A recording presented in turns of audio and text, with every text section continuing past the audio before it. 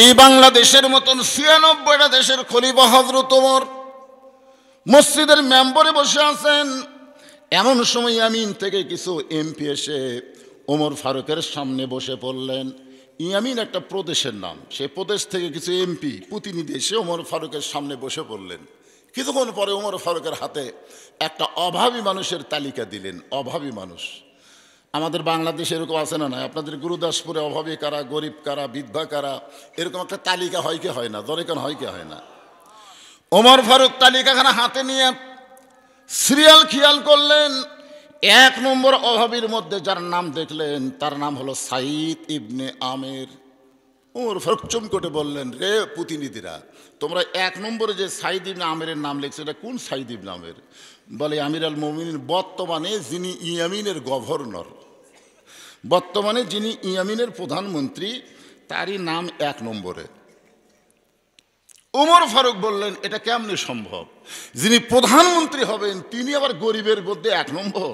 বলে আমরা তদন্ত করে দেখেছি, তার চাইতে গরিব ইয়ামিন দেশে আর কেউ নাই। আপনার বলেন তো যে প্রধানমন্ত্রী ১ নম্বর গরিব, কেমন লাগতেছে? আমাদের সাবেক প্রধানমন্ত্রীর লকারের মধ্যে ৮৩২ ভরি সোনা পাওয়া গেছে, এই জন্য খেপে গেছে ইউনুসের ওপরে। ধরে কোন কথা ঠিক কি না? আমার লকার ইউনুস চলে গেলে, অথচ আমরা সারা জীবন শুনছি তিনি নিজের জন্য কিছু করে নাই, যা কিছু করছেন বাংলাদেশের জন্য, ঠিক কিনা কন? এখন আস্তে আস্তে থলের বিড়াল বের হয়ে যাচ্ছে। আমরা বাংলাদেশে একজনকে পাইছি, তখন আমি খুব ছোট ছিলাম, যিনার নাম হলো শহীদ প্রেসিডেন্ট জিয়াউর রহমান, যিনি বাংলাদেশ থেকে বিদায় নেওয়ার পরে তার সুটকেসের ভিতরে একটা জায়নামাজ আর একটা কোরআন শরীফ ছাড়া তার নামে আজও পর্যন্ত কিছু পাওয়া যায়নি। সুবহানাল্লাহ কন না কেন? হ্যাঁ, এই জন্যে দিন দিন শহীদ প্রেসিডেন্ট জিয়াউর রহমানের সম্মান বাড়তেছে না কমতেছে? ইন্না আকরামাকুম ইনদাল্লাহি আতকাকুম, ওই ব্যক্তির সবচাইতে দামি হয়, সম্মানী হয় যার কলিজার মধ্যে আল্লাহর বেশি ভয়। সে যেখানেই থাকুক না কেন, যদি প্রেসিডেন্ট হয়, প্রধানমন্ত্রী হয়, আর ভয় যদি থাকে আল্লাহর। অভাবী মানুষের কয় নম্বরে আছে? ওমর ফারুক বাইতুল মাল থেকে ইয়েমেনের সমস্ত অভাবীর জন্যে কিছু মাল সম্পদ সেট করলেন, আর প্রধানমন্ত্রীর জন্য আলাদাভাবে ১,০০০ স্বর্ণ মুদ্রা দিয়ে দিলেন। ইয়েমেনের প্রতিনিধিরা গরিবদেরকে তাদের প্রাপ্য বুঝিয়ে দিয়ে প্রধানমন্ত্রী সাইদ ইবনে আমেরের সামনে যখন ১,০০০ স্বর্ণ মুদ্রা দিলেন, সাইদ ইবনে আমের বিষাক্ত সাপ দেখলে যেমন ভয় করে, ওই টাকার থলিয়া দিকে তেমন ভয় করলেন যে এত সম্পদ আমার কাছে কি জন্যে? বলে হযরত ওমর ফারুক আপনাকে হাদিয়া দিছে, কারণ আমরা একটা অভাবী মানুষের তালিকা দিছি, সেখানে আপনি ১ নম্বর। আপনাকে মহব্বত করে ভালোবেসে আপনাকে ১,০০০ টাকা হাদিয়া দিছে। সাইদ ইবনে আমের বললেন, আমাকেই তোমরা ১ নম্বর দেখলে, কিন্তু তোমরা আসলে ১ নম্বরকে ভুলে গেছো। অভাবের ১ নম্বরে আমারে দেখছো, কিন্তু তোমরা ১ নম্বরকে ভুলে গেছো। সমস্ত এমপি প্রতিনিধি বলতেছে, প্রধানমন্ত্রী ও গভর্নর, তাহলে আমাদের জন্য ১ নম্বরকে? সাইদ ইবনে আমের বললেন, তিনি হলেন হযরত আবু বকর। সুবহানাল্লাহ কন না কেন? নবীর সাহাবীদের মধ্যে ১ নম্বরের নাম কি? এটা কি আপনারা না জানা না জানেন? ১ নম্বর হলেন আবু বকর। তিনি যখন মদিনার খলিফা ছিলেন, এক সময় তার বউ তাকে বললেন, আপনার ছেলে আব্দুর রহমান একটু মিষ্টি খাবার চায়। হয়তো আবু বকর বললেন, এই মুহূর্তে মিষ্টি কেনার মতন কোনো পয়সা আমার হাতত নেই।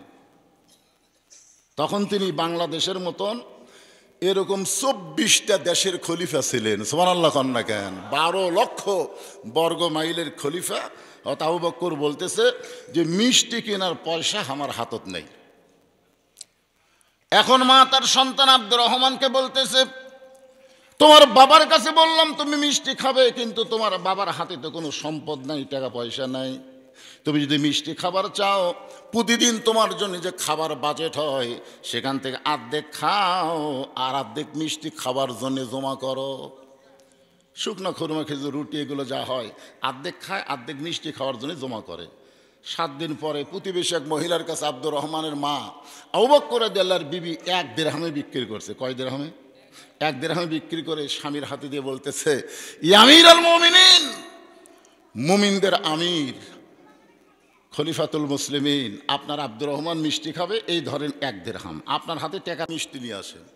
বিষাক্ত সাপ দেখলে মানুষ যেমন ভয় করে, আবু বকর রাদিয়াল্লাহু তেমন সো মেরে টাকাটা নিয়ে বললেন, 1 দিরহাম তুমি কোথায় পেলে?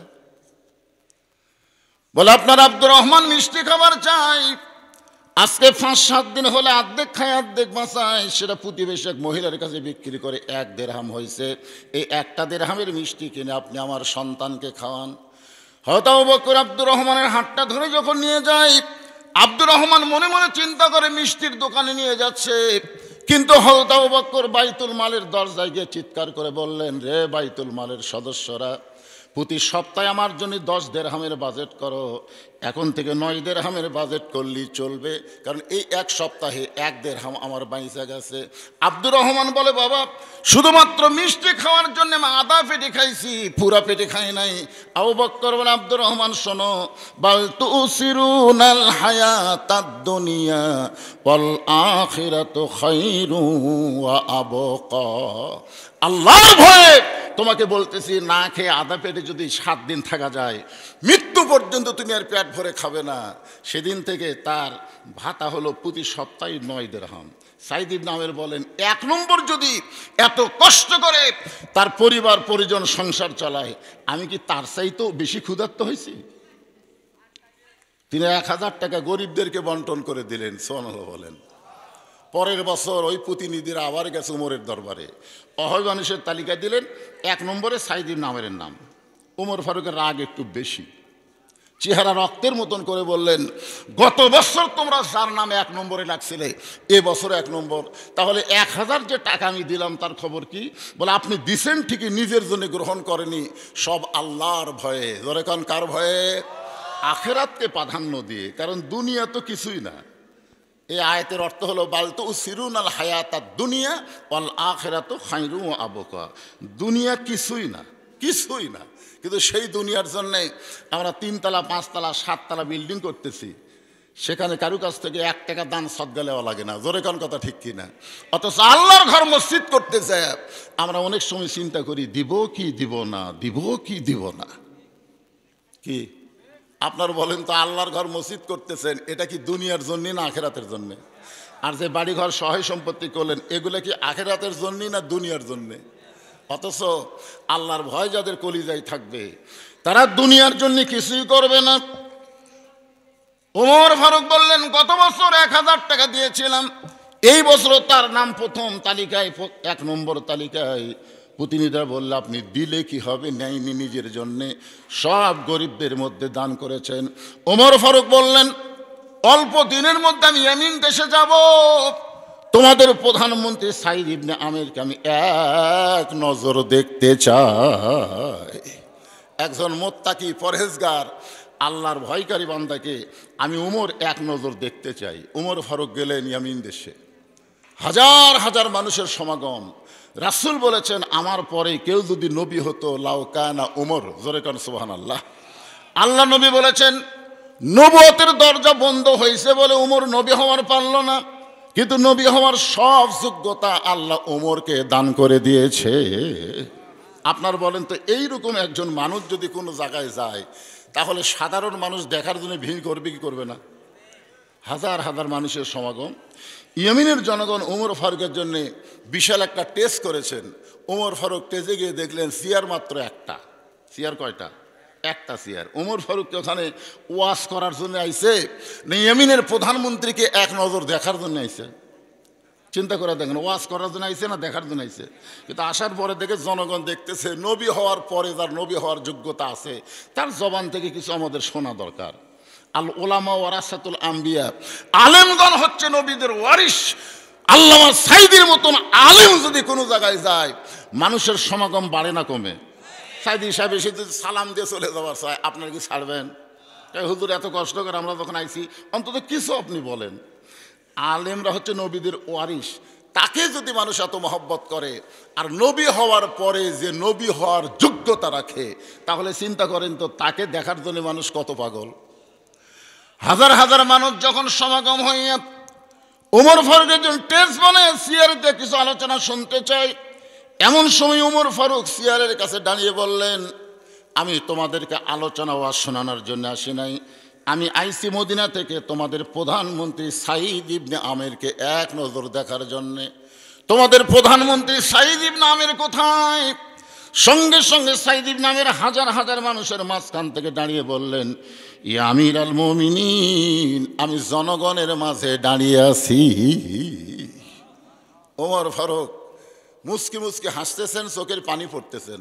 হাসার কারণ হলো নেতা তো তারাই যারা জনগণের মাঝে দাঁড়িয়ে থাকে। সুবহানাল্লাহ কন্যা কেন? আর এখনকার যত বড় নেতা হবে জনগণের জন্য তার তত বেশি ভয় হবে। জোরে কোন কথা ঠিক কিনা? নিজেকে সেফ রাখার জন্য পুলিশ রাখবে, র্যাব রাখবে, বহু কিছুই রাখবে। অথচ আল্লাহ কোরআনে বলেন, ইন্নামাল মুমিনুনা আল্লাযীনা ইযা যুকিরাল্লাহু ওয়াজিলাত কুলুবুহুম ওয়া ইযা তুলিয়াত আলাইহিম আয়াতুহু যাদাতুহুম ঈমানাও ওয়া আলা রাব্বিহিম ইয়াতাওয়াক্কালুন। আল্লাহু আকবার। ওমর ফারুক বললেন, সাঈদ ইবনে আমের, আমি মদিনা থেকে ইয়ামিন দেশে আইছি তোমাকে দেখার জন্যে। আর তুমি যখন জনগণের মাঝখানে দাঁড়িয়ে আসো, চলে আসো প্যান্ডেলে, মঞ্চে চলে আসো। বলার সঙ্গে সঙ্গে সাঈদ ইবনে আমের হযরত ওমরের আহ্বানে চলে আসতেছে। কারণ আল্লাহ কোরআনে বলেছেন, আতিউল্লাহ ওয়া আতিউর রাসূল ওয়া উলিল আমরি মিনকুম, আল্লাহর আনুগত্য করো, নবীকে অনুসরণ করো, তোমাদের আমিরকে তোমরা মানো। একথা কার? ওমর ফারুক যখন ডাকছেন, সাঈদ ইবনে আমের চলে আসতেছেন। এমন সময় ইয়ামিনের জনগণ বলতেছে, আমির আল মুমিনিন, আপনি যাকে মহব্বত করে নিজের কাছে ডাকতেছেন তার বিরুদ্ধে আমাদের 4টা অভিযোগ আছে। যেই বলছে তার বিরুদ্ধে আমাদের 4টা অভিযোগ আছে, ওমর ফারুক মুসকি মুসকি হাসতেছে। কারণ ভালো মানুষের বিরুদ্ধে অভিযোগ, এটা কেমন কথা? আজকে আমাদের বাংলাদেশে বলেন তো, চোর ডাকাতের বিরুদ্ধে অভিযোগ আছে না ভালো মানুষের বিরুদ্ধে আছে? আপনি যত ভালো হবেন দেখবেন আপনার বিরুদ্ধে অন্যায়কারীরা তত বেশি অভিযোগ দায়ের করবে। জোরে কোন কথা ঠিক কিনা? খারাপের বিরুদ্ধে কোনো অভিযোগ নাই, ভালো মানুষের বিরুদ্ধে। ওমর ফারুক চিন্তা করতেছেন, অভিযোগগুলো হয়তো এরকম হতে পারে। এক লোক এসে ইমামের কাছে অভিযোগ করতেছে, হুজুর, এই লোকটা প্রত্যেক দিন ফজরের নামাজের সময় আমার জানলার কাছে ডাকে, এই নামাজের সময় হয়ে গেছে তুই মসজিদে যাবি না? প্রত্যেক দিন ফজরের সময় আমার জানলার কাছে ডাকে। এর ডাক শুনে আমি রাগ করে নামাজ পড়তে আসি। এর বিরুদ্ধে আমার অভিযোগ আছে। আপনার বলেন তো, যার বিরুদ্ধে অভিযোগ দিল সে কি কামটা খারাপ করছে না ভালো করছে? এখন জামাই শাশুড়ির কাছে অভিযোগ দিয়েছে, আম্মা, আমার শ্বশুর যে কি এই চাঁচকর বাজারে চাষটলে ধরে আমাকে জোর করে চা খাওয়াছে, আমি খামোই না, তারপর আমাকে জোর করে খাওয়াছে। আমার শ্বশুরের বিরুদ্ধে আপনার কাছে অভিযোগ দিলাম। আপনার বলেন তো এই অভিযোগ কি? শাশুড়ি মনে মনে কয়, কে রে, জামাই কি পাগলা হলো নাকি? শ্বশুর তো জামাই জোর করে চা খাওয়াবে, এইটার বিরুদ্ধে ওর অভিযোগ দিচ্ছে। সাঈদ ইবনে আমের বললেন, রে ইয়ামিনের জনগণেরা, আমি যাকে মদিনা থেকে এক নজর দেখার জন্য আইছি, এমনি এমনি আসি নাই। তার কিছু কথা এমপি প্রতিনিধির মুখে শুনে আমি তাকে মহব্বত করে দেখার জন্য আইছি। আর তোমরা তার বিরুদ্ধে 4টা অভিযোগ করতেছ, তোমাদের অভিযোগগুলো কি কি? এমন সময় ইয়ামিনের জনগণ বলতেছে, আমাদের প্রধানমন্ত্রী সাঈদ ইবনে আমেরের বিরুদ্ধে 1 নম্বর অভিযোগ হলো প্রতিদিন কার্যালয়ে দেরি করে আসে। কার্যালয়ে প্রতিদিন আসে ঠিকই, কিন্তু দেরি করে আসে। তার বিরুদ্ধে আমাদের 2 নম্বর অভিযোগ হলো হঠাৎ একদিন কার্যালয়ে আসি না। 3 নম্বর অভিযোগ হলো কার্যালয়ে কাজ করতে করতে বেহুশ হয়ে পড়ে যায়। তার বিরুদ্ধে আমাদের 4 নম্বর অভিযোগ হলো রাত্রেবেলা আমরা শত বিপদে যতই ডাকাডাকি করি, কিন্তু আমাদের ডাকে আমাদের প্রধানমন্ত্রী কোনোদিন ঘরের দরজা খোলে না। ওমর ফারুক বললেন, তোমরা যে 4টা অভিযোগ করলে, এই অভিযোগ তোমরা করলেই আমি গ্রহণ করব না, আগে অভিযোগগুলো তদন্ত করে আমাকে গ্রহণ করা লাগবে। জোরে কোন কথা ঠিক কিনা? আমাদের বাংলাদেশে হাসিনার সময় 118 জন আলেমের বিরুদ্ধে অভিযোগ করছিল। আমার নাম ছিল 18 নম্বরে। কয় নম্বরে? মানে 118 জন আলেমের তালিকা করছিল না, তার তালিকা করে তুরিন আফরোজ আর যে কালামানিক, জোরে কোন কি মানিক? কালামানিকের অবস্থা তো আপনারা জানেনই, এখন বর্তমানে মাইনকার সিপাই আছে। তো তার মধ্যে আমার নাম ছিল 18 নম্বরে। আমাদের বিরুদ্ধে একটা অভিযোগ করছিল, কিন্তু সেই সময় হাসিনার সরকার তদন্ত করা ছাড়াই আমাকে গ্রেফতার করার জন্যে প্রত্যেকটা থানায় অর্ডার দিয়ে দিল। আচ্ছা, অভিযোগ করতেই পারে না? তদন্ত করার দরকার আছে না নাই? তদন্ত করতে হবে। ইন্নাল্লাহা ইয়ামুরুকুম আন তুআদ্দুল আমানাতি ইলা আহলিহা ওয়া ইযা হাকামতুম বাইনান নাস আন তাহকুমু বিল আদল। জোরে বলেন আল্লাহু আকবার। ওমর ফারুক বললেন, রে সাইদ ইবনে আমের, মদিনা থেকে বড় মহব্বত নিয়ে তোমাকে এক নজর দেখার জন্য আইছি। তোমার বিরুদ্ধে জনগণ অভিযোগ করবে, এইটা আমার কল্পনার মধ্যেই ছিল না। কিন্তু এখন যে জনগণ তোমার বিরুদ্ধে 4টা অভিযোগ করলো, তুমি যদি বলো অভিযোগগুলো মিথ্যা, তাহলে এখনো পর্যন্ত তোমার উপর যে ভালোবাসা আছে, আমি জনগণের অভিযোগকে উইথড্র করে তোমাকে আমার বুকের মাঝে নিবার চাই। এরা যতই অভিযোগ করুক, তুমি যদি শুধু বলো অভিযোগগুলো মিথ্যা, কারণ এখনো পর্যন্ত যে মহব্বত, যে ভালোবাসা আমার অন্তরে আছে। সাইদ ইবনে আমের বলে, আমির আল মুমিনিন, আপনি যদি মূল বিচারক হতেন তাহলে আমি বলতাম অভিযোগগুলো মিথ্যা। কিন্তু আমি জানি আপনি মূল বিচারক না, মূল বিচারক হলেন আমার আল্লাহ। আপনারা বলেন তো, বাংলাদেশে যেগুলো বিচার করে এগুলাই কি মূল বিচারক? এগুলা কিন্তু মূল বিচারক না। মূল বিচারকের কথায় আমাদের খেয়াল থাকে না। আল্লাহ কোরআনে বলেন, আলাইসাল্লাহু বিআহকামিল হাকিমিন। আল্লাহু আকবার। আল্লাহর কোরআন তেলাওয়াত শুনলে আপনাদের মন খুশি হয় না কষ্ট পায়? তো খুশি হওয়ার লক্ষণ হচ্ছে আল্লাহু আকবার, তাকবীর দেওয়া। যত জোরে তাকবীর দিবেন শয়তান তত দূরে পালায়ে যাবে। এই কোরআনের হক কথা থেকে এখন বক্তারাও কিন্তু তেলতেলার দিকে যায় কি যায় না? জোরে কোন। কিন্তু আপনাদের তাকবীরের কারণে বক্তারা তেলতেলার দিকে যাবি না, হক কথাই কবি। যেই মাহফিলে তাকবীর আল্লাহু আকবার যত কম হয়, তখন বক্তা বোঝে এরা তাকবীরের দল লয়। কারণ বাংলাদেশের সব দলের মধ্যে কিন্তু তাকবীর নাই। কথা কন না কেন ভাই? সব দলের মধ্যে তাকবীর আছে। অনেক বড় বড় দল আছে, এই দলের মধ্যে তাকবীর নাই। কি যে স্লোগান ওরা দেয় আল্লাহ ভালো জানে। কিন্তু কিছু কিছু দল আছে, এরা স্লোগান শুরুতেই তাকবীর দেয়, কারণ এরা জানে জন্মের সময় ডান কানে আযান, বাম কান দিয়ে আকামত আল্লাহু আকবার দিয়ে, আবার মরার পরে লাশ সামনে নিয়ে আল্লাহু আকবার দিয়ে জানাজা হয়। জোরে কোন কথা ঠিক কি না? কারণ এরা মুসলমান, এরা তাকবীরের দল করে। তো আল্লাহর কোরআন তেলাওয়াত শোনার পরে যত ফেস্টা তাকবীর হবি, বক্তার ওয়াজও তত ফেস্টা হবি। আপনার কি ফেস্টা ওয়াজ শুনবেন? এখন কি কুদ্দুস আছে নাকি?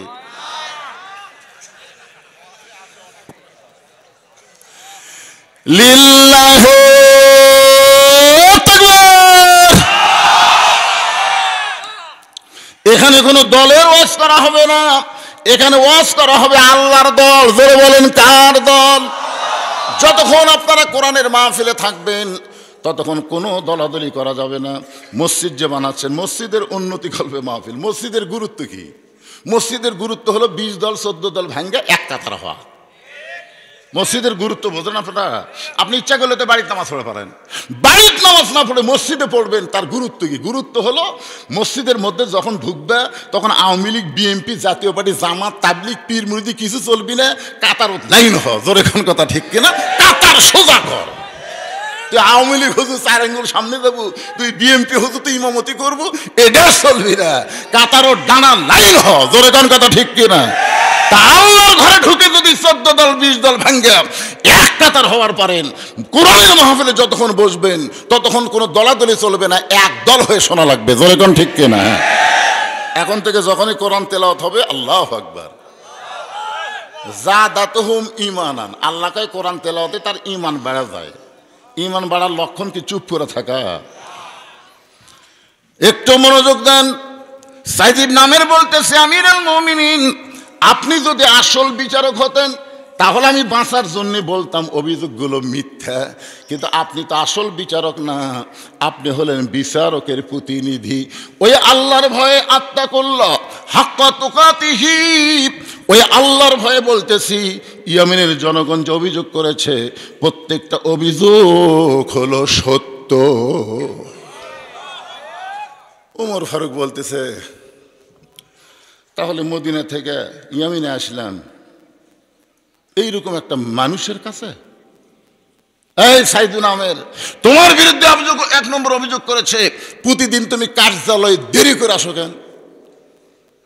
সাইদুল আমের বলতেছে, আমির আল মুমিনিন, প্রতিদিন কার্যালয়ে দেরি করে আসার পেছনে কারণ হলো আজকে আপনি আমাকে যে অবস্থায় দেখতেছেন, আমি কিন্তু এক সময় যুবক ছিলাম, এখন আর যুবক নাই, এখন আমার বয়স হয়ে গেছে।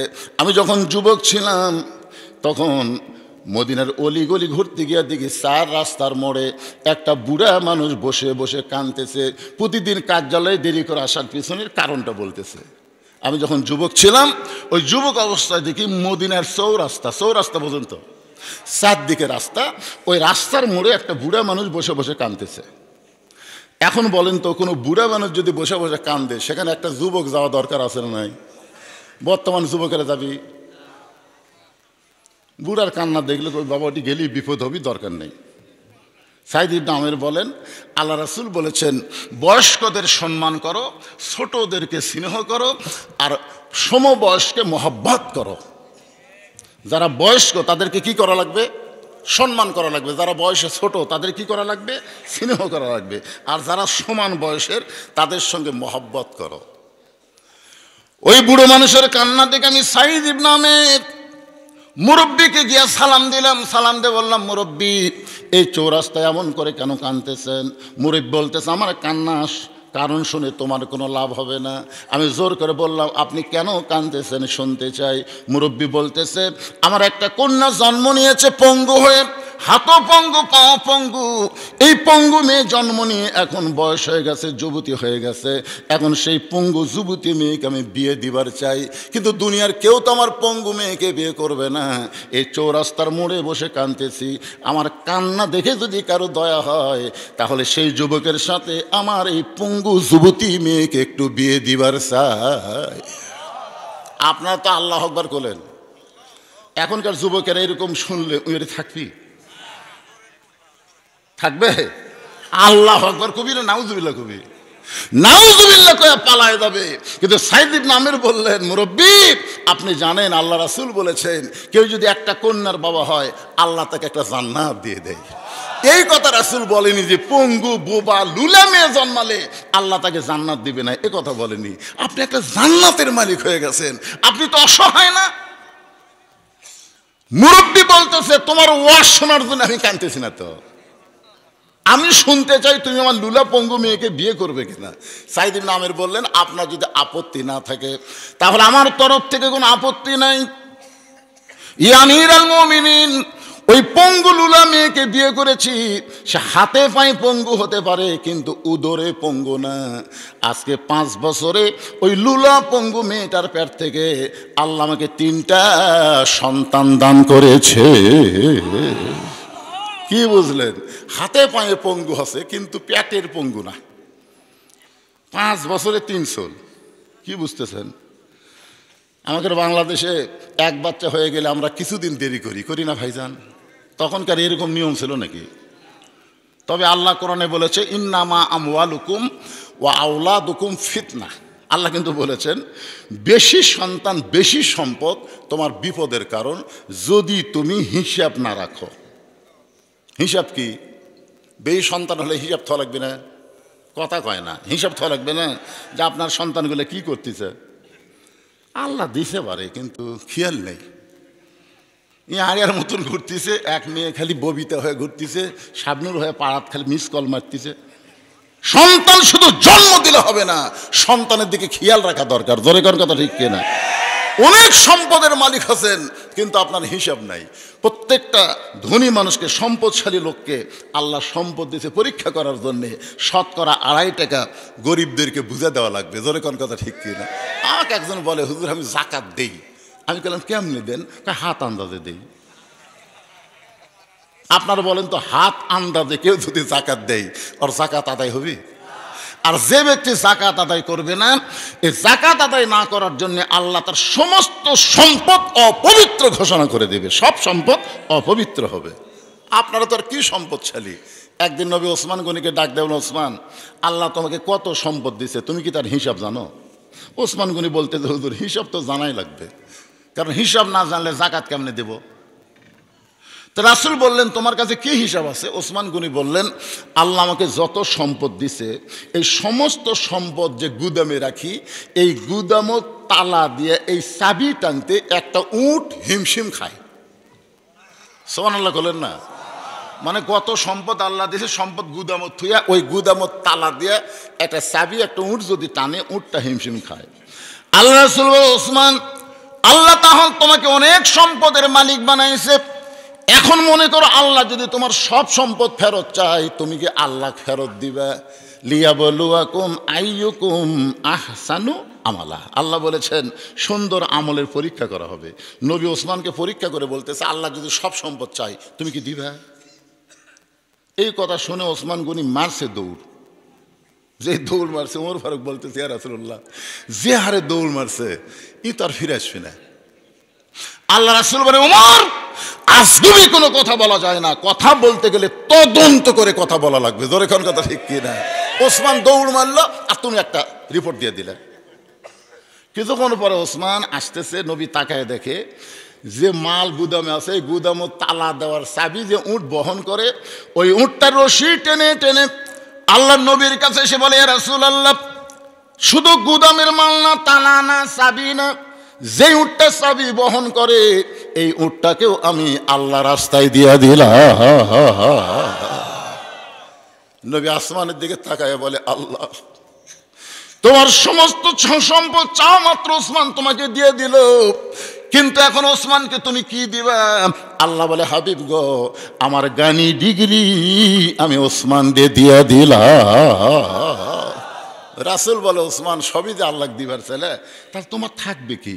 ওসমান বলতেছে, একজন মুসলমানের জন্যে আল্লাহ নবী ছাড়া আর কিছুর দরকার? আত্তাকুল্লাহ হাক্কা তুকাতিহি, এটাই হলো আল্লাহর ভয়, যথাযথ ভয়। একটু খেয়াল করবেন। সাইদ ইবনে আমের বলেন, আমিরুল মুমিনিন, এই 5 বছরে 3টা সন্তান আল্লাহ আমাকে দান করেছে। আমার লুলা পঙ্গু বিবি কোনো কাজ করতে পারে না, সকালবেলার সমস্ত কাজ আমাকেই করতে হয়, সংসারের সমস্ত কাজ, সন্তানকে গোসল করানো, এদের সমস্ত কাজ কাম করতে করতে আমার একটু দেরি হয়ে যায়। আমি ইচ্ছা করে দেরি করি না, এগুলো সংসারের কাজ করতে করতে দেরি হয়ে যায়। আমার কোনো চাকর বাকর নাই, আমার বাড়ির সমস্ত কাজ আমি নিজে করি এবং জবের আটার উটি করি, ওই উটিটা ভাইজা আমার বউকে খাওয়াই, সন্তানকে খাওয়াই, আমি নিজে খাইয়ে আস্তে আস্তে কাজ জলে একটু দেরি হয়ে যায়। সমস্ত ইয়ামিনবাসী কান্দে আর চিৎকার করে বলে, আমিরুল মুমিনিন, আমাদের প্রধানমন্ত্রীর পরিবারে এমন অবস্থা আমরা আগে যদি জানতাম তাহলে প্রতিদিন কার্যালয়ে দেরি করে আসে, এই অভিযোগ কোনোদিন আমরা করতাম না। লিল্লাহি তাকবীর। ওমর ফারুক বলতে, সাইদ ইবনে আমের, যারাই তোমার বিরুদ্ধে 1 নম্বর অভিযোগ করেছে তারাই আবার 1 নম্বর উইথড্র করে নিচ্ছে। তারাই, আমি কিছু বলার আগে তারাই বলতেছে, যদি আমরা আগে জানতাম তার পরিবারের এইরকম অবস্থা তাহলে আমরা কার্যালয়ে দেরি করে আসে এই অভিযোগ আমরা করতাম না। ওমর ফারুক বলে, রে সাইদ ইবনে আমের, কিন্তু হঠাৎ একদিন কার্যালয়ে তুমি আসো না, কোন কারণে হঠাৎ একদিন আসা বন্ধ করে দাও? সাইদ নামের বলতেছে, আমিরুল মুমিনিন, আমি যে পোশাক পরে আপনার সামনে দাঁড়িয়ে আছি, এই একটা মাত্র পোশাক ছাড়া আল্লাহ নবীর সামনে দাঁড়ানোর মতো আমার আর কোনো পোশাক নাই। সুবহানাল্লাহ না কেন? যে পোশাক পরে এখন আমি জনগণের মধ্যে দাঁড়িয়ে আছি, আপনার সামনে কথা বলতেছি, এই একটা মাত্র পোশাক ছাড়া মানুষের সামনে, আল্লাহ রাসূলের সামনে দাঁড়ানোর মতন কোনো পোশাক আমার দ্বিতীয়টা নেই, একটাই। কি মনে করতেছেন? হ্যাঁ, সে পোশাক হওয়া লাগবে লিবাসু তাকওয়া। খালি যেমন তেমন পোশাক হলে হবে না তো। আজকে আমরা মসজিদে যাই, এমন পোশাক পরে যাই, শার্টও ছোট, লুঙ্গি পড়ছে, এখন রুকুর থেকে শেষ দাঁত গেছে, পিছনে টেবাল লাগাল হয়ে আছে। কাবার দিকে মুখ ছিল, কিন্তু ওদিকে নজর পড়ে কাবা পরিবর্তন হয়ে গেছে। এই জন্য আল্লাহর কাছে আমরা যাচ্ছি, মসজিদে যাচ্ছি কার কাছে? এই মসজিদে আপনারা যান না, কার কাছে যান? আল্লাহর কাছে। লেবাসুত তাকওয়া, সুন্দর একটা পোশাক লাগবে। সাইদ নামের বলে, মাসে আমি একদিন বাজার করি, গোটা মাসের বাজার আমি একদিন করি। এই পোশাক পরে সকালবেলা আমি বাজার করতে যাই। আমার বাজারে মনে করবেন না যে আমি দেরি করি, কারণ আল্লাহ রাসূল বলেছেন পৃথিবীর সবচাইতে ভালো জায়গা হলো আল্লাহর ঘর, আর পৃথিবীর সবচাইতে খারাপ জায়গা হলো হাট বাজার। মনে করেন না যে মাসে একদিন আমি বাজার করি আর এই পোশাক পরে সারাদিন আমি বাজারে করি, তা কিন্তু না। তড়ি ঘড়ি বাজার করে এসে বাড়িতে, সারা মাসের বাজার করে তড়ি ঘড়ি বাড়িতে এসে আমার এই কাপড়টা আমি গোসল করা, এই কাপড়টা আমি খাঁচা দিয়ে পরিষ্কার করি। আমার কাপড় এত মোটা, আবার শুকাইতে বড় দেরি হয়ে যায়। আল্লাহ রাসূল বলেছেন পারলে ভিজা কাপড় তুমি বাড়িতে পরতে পারো, কিন্তু মানুষের সামনে ভিজা কাপড় পরবা না, কারণ ভিজা কাপড় পরলে বাহির থেকে ভিতরের জিনিস বোঝা যায়। আপনার কোনদিন ভিজা লুঙ্গি পরছেন, ভিজা কাপড় পরছেন? যদি ভিজা কাপড় পরে রাস্তা দিয়ে যান, আপনার ভিতরে কি আছে বাইরে থেকে কিন্তু কিছুটা বোঝা যাবে। এই জন্যে রাসূলের নিষেধ হলো ভিজা কাপড় যদি তোমার কাপড় না থাকে বাড়িতে পরে থাকো, কিন্তু ভিজা কাপড় পরে বাহিরে আসো না। আচ্ছা, এটা রাসূল ভিজা কাপড়ের কথা বলছে, কিন্তু এখন যে স্কিন প্যান্ট বোঝেন না, এই যুবকেরা যে টাইট প্যান্ট পরে, আপনাকে গুরুদাসপুরে টাইট প্যান্ট আছে? এমন টাইট প্যান্ট পরছে ভাই, সামনে টোপলার মতন, পিছনে কামরাঙ্গার দাগ। ওই যে পোশাক পরছিলেন ন্যাংটা আছে, বোঝার উপায় নাই। করতেছি এরকম টাইট প্যান্ট পরবেন না, কারণ টাইট পোশাক পরলে আপনি বসা পেশাব করতে পারবেন না। আল্লাহ রাসূল বলেছেন ওই ব্যক্তির কবরে সবচাইতে বেশি আযাব হবে যে পেশাব থেকে পবিত্র হয় না। কারণ দাঁড়ায় যদি কেউ পেশাব করে তার কোনোদিনও পেশাব পবিত্র হবে না। পেশাব যখন মনে করবি কমপ্লিট হয়ে গেছে, পানি টানি খরচ করবি, তারপরে কমপক্ষে 5 ফোঁটা পেশাব, আর হাফ প্যান্ট যদি থাকে সেটি পরবি, আর যদি হাফ প্যান্ট নিচে না থাকে তাহলে বুঝতেছেন কি? এই যুবকেরা, কি খবর তোমাকেরা? আমার কথার সাথে তোমরা কি একমত না দ্বিমত? ওই পোশাক পরে দিনে যদি ওই 5 বার পেশাব করে, তাহলে 5 5 25 ফোঁটা, কি অবস্থা হলো? পেশাব পড়তে পড়তে পেশাব এক সময় শুকে যাবে, কিন্তু পেশাবের শুকে গেলে জীবাণু কিন্তু মরবে না, জীবাণু আরো তাজা হবে। ওই তাজা জীবাণু এখন কি করবি? বসে থাকবি? এই জন্য টাইট ফুল প্যান্ট পরে যারা যৌবন শক্তি হেরায় তারা। ওই ইন্ডিয়ান হারবাল খেয়ে কাম হবি না রে পাগলা, ইন্ডিয়ান হারবাল খেয়ে কাম হবে না। ঢিলা ঢালা পোশাক পরো, পেশাব করার পরে টয়লেট এবং পানি ইউজ করো, সমস্ত পেশাব নিংড়ানোর পরে তুমি পবিত্র হলে। জোরে কোন কথা ঠিক? সাইদির নামের বলে আমির আল মুমিনিন, এই কাপড়টা আমি পরিষ্কার করার জন্য ধুয়ে দেই, সারাদিন কাপড়টা শুকাই না বলে হঠাৎ একদিন আমি কার্যালয়ে আসতে পারি না। সমস্ত ইয়ামিনের জনগণ চিল্লায় বলে আমাদের প্রধানমন্ত্রীর মাত্র একটা কাপড়, যে কাপড় পরে কার্যালয়ে আসে। আমাদের প্রধানমন্ত্রী মাসে একদিন বাজার করে। আমাদের প্রধানমন্ত্রী এইরকম অবস্থা যদি আমরা আগে জানতাম, হঠাৎ কার্যালয়ে আসে না, এই 2 নম্বর অভিযোগ আমরা কোনোদিন করতাম না। আজকে সর্বসম্মতিক্রমে ইয়ামিনের জনগণ আমরা প্রধানমন্ত্রীর 2 নম্বর অভিযোগকে উইথড্র করে নিলাম। ওমর ফারুক বলে সাইদিন নামের যারাই অভিযোগ করছে তারাই উইথড্র করতেছে। এখন বলো, কার্যালয়ে কাজ করতে করতে তুমি হঠাৎ বেহুশ হয়ে পড়ে যাও, তোমার কি মিরকি ব্যারাম আছে? কারণ মিরকি ব্যারাম যাদের থাকবে ফতুয়ার কিতাবে আছে তাদের ইমামতি করাও মাকরুহ। মিরকি ব্যারাম যাদের আছে তাদের ইমামতি করা কি মাকরুহ। কি জন্যে? এই মিরকি ব্যারাম যে কখন হবি এটা কিন্তু আগে থেকে বোঝা যায় না।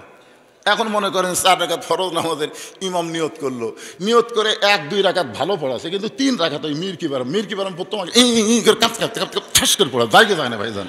তো এইরকম মিরকি ব্যারাম যাদের আছে তাদের ইমামতি করা হলো মাকরুহ। যদি নামাজের সময় মিরকি ব্যারাম ওঠে, মুসল্লি তো নামাজ পড়বি না, ভয়ে মারবি দৌড়। জোরে কোন কথা ঠিক? হাসেন না, কারণ ইমামতি এটা কিন্তু শুধুমাত্র মসজিদের ইমামতি না। কোরআন দিয়ে যখন রাষ্ট্র চলবে, ইমাম শুধু মসজিদের হবে না, সমাজেরও নেতা হওয়া লাগবে। জোরে কোন কথা ঠিক কিনা?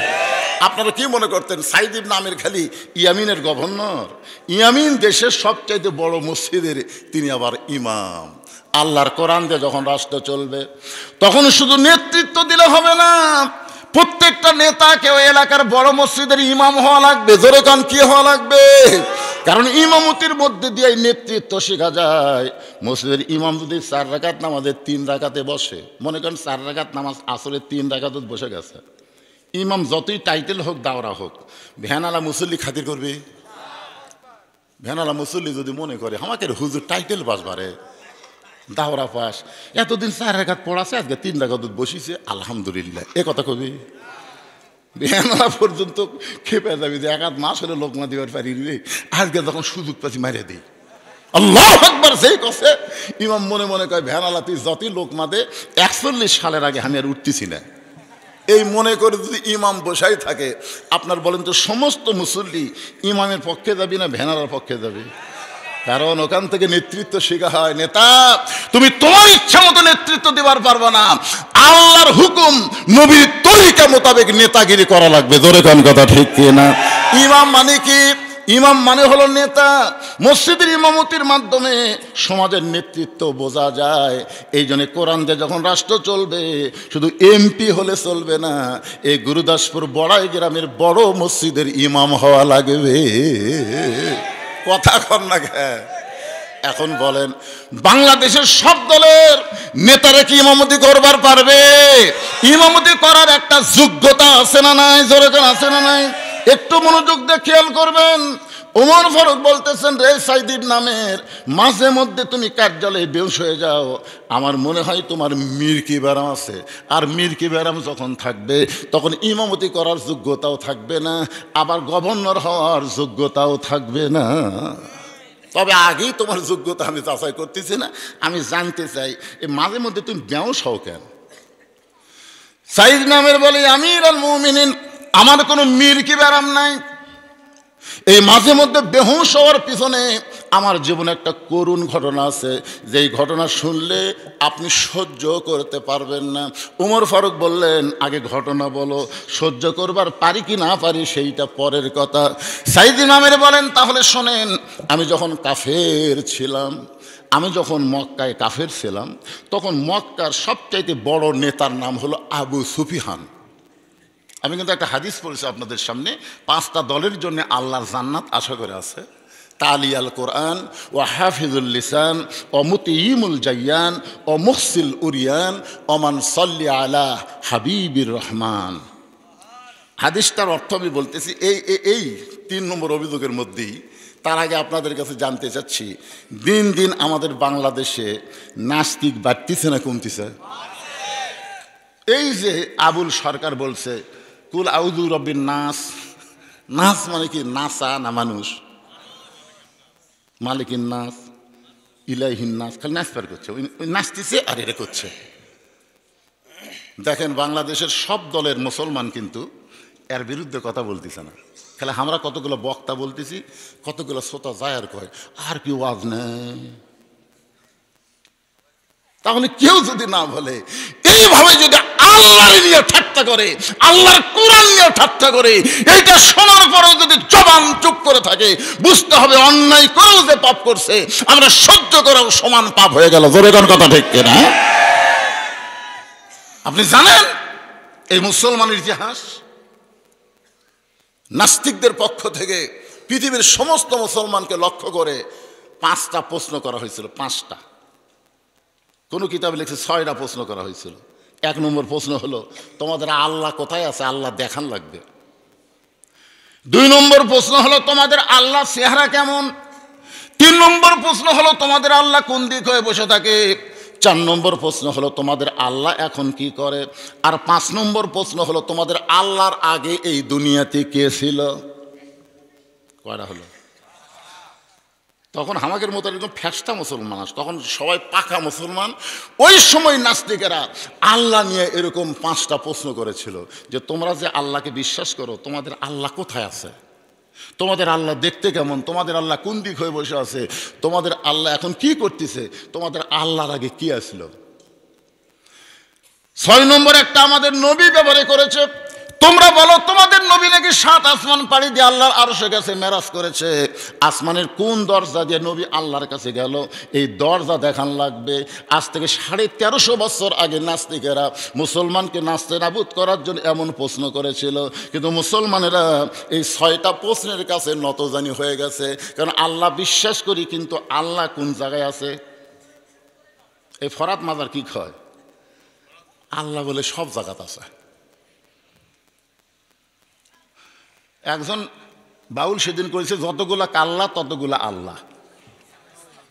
আপনার শোনেনি? ফেসবুকে দিয়েছে, যতগুলা কাল্লা ততগুলা আল্লাহ। এইরকম আশেপাশে কথা যদি বলতেই থাকে আর আপনার যদি কিছুই না বলেন, কিছুদিন পরে আল্লাহ নিয়ে সব সন্দেহ করবি কে রে? 1350 বছর আগে আল্লাহ ব্যাপারে 5টা প্রশ্ন, নবী ব্যাপারে 1টা প্রশ্ন করেছে।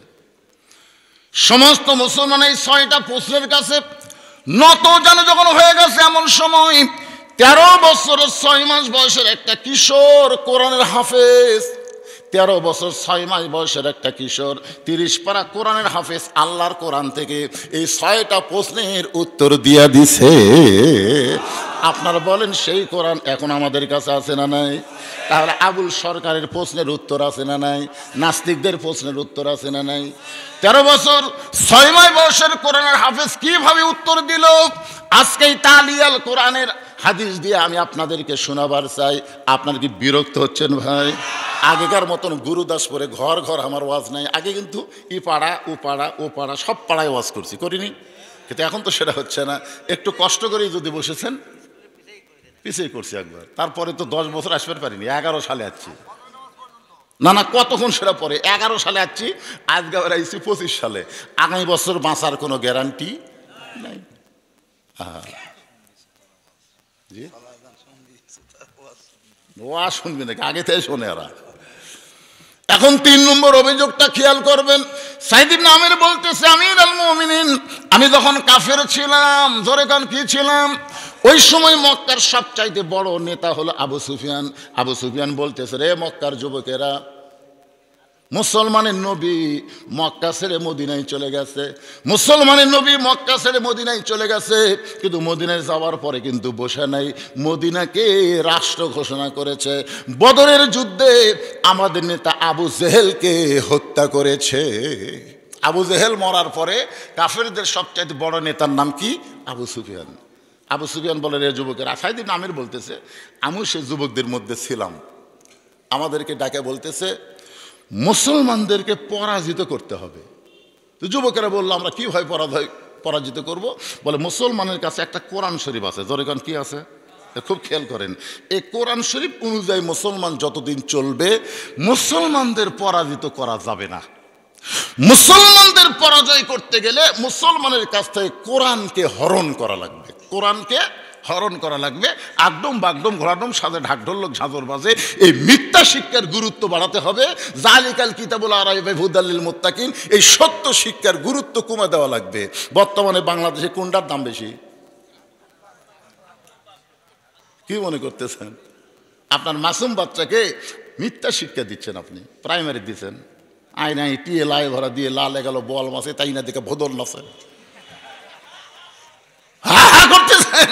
এই মিথ্যা শিক্ষা দিচ্ছেন, যার কান্দ তো এখনো ফেরস্তা নাই।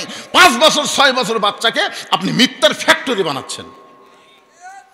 অথচ আল্লাহর নবী বলেছেন, খায়রুকুম মান তাআল্লামাল কোরআন ওয়া আল্লামাহু, ওই ব্যক্তির চাইতে দামি সম্মানী কোনো ব্যক্তি নাই যেই ব্যক্তি আল্লাহর কোরআন পড়েছে এবং অপরকে কোরআনের শিক্ষা দেয়। সাইদ ইবনে আমির বলতেছে, আমি যুবকদের সঙ্গে চিন্তা করতেছি আমাদের নেতা কি বলে। আবু সুফিয়ান বলতেছে, তোমাদেরকে মুসলমান সাজে তোমাদেরকে মদিনায় যাওয়া লাগবে। সাইদ ইবনে আমির কিন্তু কাফের হলো একটু ভালো। তাই আমিরুল মুমিনিন, আমি তখন যুবকদের মধ্যে নেতার বক্তব্য শুনতেছি। নেতা বলতেছে, তোমাদেরকে মুসলমান সাজা মদিনার যাওয়া লাগবে, মদিনার যায় তোমাদেরকে অভিনয় করা লাগবে যে আমরা মুসলমান অসংখ্য মক্কায় আছি, কিন্তু আল্লাহর কোরআন শিক্ষা দেওয়ার মতন কোন হাফেজ মক্কাত নাই। ইয়া রাসূলুল্লাহ, আপনি যদি দয়া করে কোরআনে হাফিজ আমাদেরকে দেন, আমরা সসম্মানে তাদেরকে মক্কায় নিয়ে যাব এবং তাদের কাছে আল্লাহর কোরআন শিখবো। আবু সুফিয়ান বলতেছে, এইভাবে কোরআনে হাফিজকে তোমরা দাওয়াত দিয়ে মক্কাত নিয়ে এসে হত্যা করো, তাহলেই দুনিয়াতে আর কোরআন থাকবে না। কোরআন না থাকলে মুসলমান সামনে চলার পথও পাবে না। সাইদিনা আমের বলে এমন একটা চক্রান্ত করলো, অনেক যুবক তখন মুসলমান সাজা মক্কা থেকে মদিনায় গেল। আল্লাহর নবীর কাছে বললেন, ইয়া রাসূলুল্লাহ, আপনি হিজরত করে মদিনায় চলে আইছেন, কিন্তু আপনি আসার পরে অসংখ্য মুসলমান মক্কায় আছে, তারা আল্লাহর কোরআন শিক্ষা করতে চায়, কিন্তু মক্কায় আল্লাহর কোরআন শিক্ষা দেওয়ার মতন কোনো কোরআনের হাফেজ নাই। আপনি যদি দয়া করে কোরআনের হাফেজকে আমাদেরকে দেন, আমরা সসম্মানে মক্কায় নিয়ে যাব, তাদের কাছে আল্লাহর কোরআনের শিক্ষা গ্রহণ করব। সঙ্গে সঙ্গে আল্লাহ নবী বললেন, মারহাবা, অসংখ্য মুসলমান মক্কায় আছে, এটা তো আমি জানতাম না। এখন তোমরা যখন বলতেছ তোমাদেরকে আল্লাহর কোরআন শিক্ষা দেওয়ার জন্য আমি 10 জন হাফেজকে দিয়ে দিলাম। এখান থেকে প্রমাণ হয়ে গেল আমাদের নবী গায়েব। গায়েব জানে? গায়েব যদি জানতো থাপ্পড় মারতো এই শালা মুনাফিকের বাচ্চারাই। তোরা মুসলমান সাজা এসে আমাকে ধোকা দিচ্ছিস। আসলে নবী কিছুই জানে না, আল্লাহ না জানাইলে নবী জানি না। সাইদিনা আমের বলি, আমিরুল মুমিনিন মুসলমানের নবীকে ধোকা দিয়ে ওই মুসলমান সাজা কাফেরেরা 10 জন সাহাবীকে নিয়ে আইছে। বীরে মাউন একটা জায়গা আছে, আল্লাহ তাআলা আমাকে ওখানে 2 বার যাওয়ার তৌফিক দিয়েছেন। ওই বীরে মাউনা জায়গায় এনে ওই মুসলমান যারা সাজা মদিনায় গেছিল তাদের আসল চেহারা বের করেছে। বর্তমানে ভোটের আগে অনেকে কিন্তু মুসলমান সাজা কাম করতেছে, কিন্তু ভোটটা যখন শেষ হয়ে যাবে এরপরে তাদের আসল চরিত্র প্রকাশ পাবে। মুসলমান সাজা এরকম আছে নাই? আমার এলাকায় এক নেতা ড্রাইভারকে ব্রেক কর, ড্রাইভার বলে, স্যার কি জন্যে? বলে, ওই যে মানুষ আসতেছে। ড্রাইভার কয়, আপনি যে বোঝেন না, ওটা একটা ফকির তো। নেতা বলতেছে, ভোটের আগে ব্রেক কর। যে ব্রেক করছে নেতা নিজেই নামে সালাম দেয়, আর সালাম, চাচা কেমন আছেন চাচা? ফকির খালি চারিদিকে তাকায়। নেতা বলে, কি দেখেন? বলে, তুমি কাক সালাম দিলে? বলে, আপনাকে দিলাম, আমি ভিক্ষা করে খাই। নেতা বলতেছে, ভোটের আগে আপনিও তো আমিও তাই। কি নেতা রে, গাড়ির থেকে নামে ফকিরক সালাম দেয়। ও যখন নেতা হয়ে যাবে তখন কিন্তু ওর সাইন্সের অত্যাচারে একটা ভোটারও ওর সাইজে যাওয়ার পারবি না। জোরে কোন কথা, ঠিক কথা কোন না কেন হয়ে যাবে। মুসলমান সাজা আমাদের বাংলাদেশে এরকম মুসলমান সাজা আছে না নাই? সাথে সাথে বীরে মাওনা পাহাড় এলাকায় ওদের আসল চেহারা প্রকাশ করে বলতেছে, আমরা কিন্তু মুসলমান না, তোমাদের নবীকে ধোকা দিয়া আমরা তোমাদেরকে মক্কার এরিয়ার মধ্যে নিয়ে আসলাম, এখন তোমাদেরকে হত্যা করা হবে। সাইদিনা আমের বলে, আমিরুল মুমিনিন ওই এলাকায় 9 জন কোরআনের হাফেজকে তারা হত্যা করে, কিন্তু একজন হাফেজ অত্যন্ত পাহাড় গতিপথ সে বইতে পারে, পাহাড় বইতে বইতে পাহাড়ের চূড়ায় চলে যায়। ওই হাফেজের নাম হলো খুয়াইব ইবনে আদি। 9 জনকে তারা ওখানে হত্যা করে, কিন্তু একজন কোরআনের হাফেজ পাহাড়ের চূড়ায় যখন যায়, এমন সময় কাফেররা নেতাকে বলতেছে, নেতা 9 জনকে হত্যা করেছি, কিন্তু একজন তো পাহাড়ের চূড়ায়, ওরে কি করব? বলে, হত্যা করিস না, ওই কোরআনের হাফেজের সঙ্গে আমরা একটু খেলা করবার চাই। সাইদিনা আমের বলেন, ওই খুবাইব বিন আদিকে মক্কায় নিয়ে আসা হলো। হাজার হাজার মানুষের সমাগম, বিশাল একটা টেস্ট করা হয়েছে। ওই টেজের উপরে কোরআনের হাফেজ খুবাইব বিন আদিকে চোখ বাঁধা অবস্থায়, হাত বাঁধা অবস্থায় উঠানো হলো।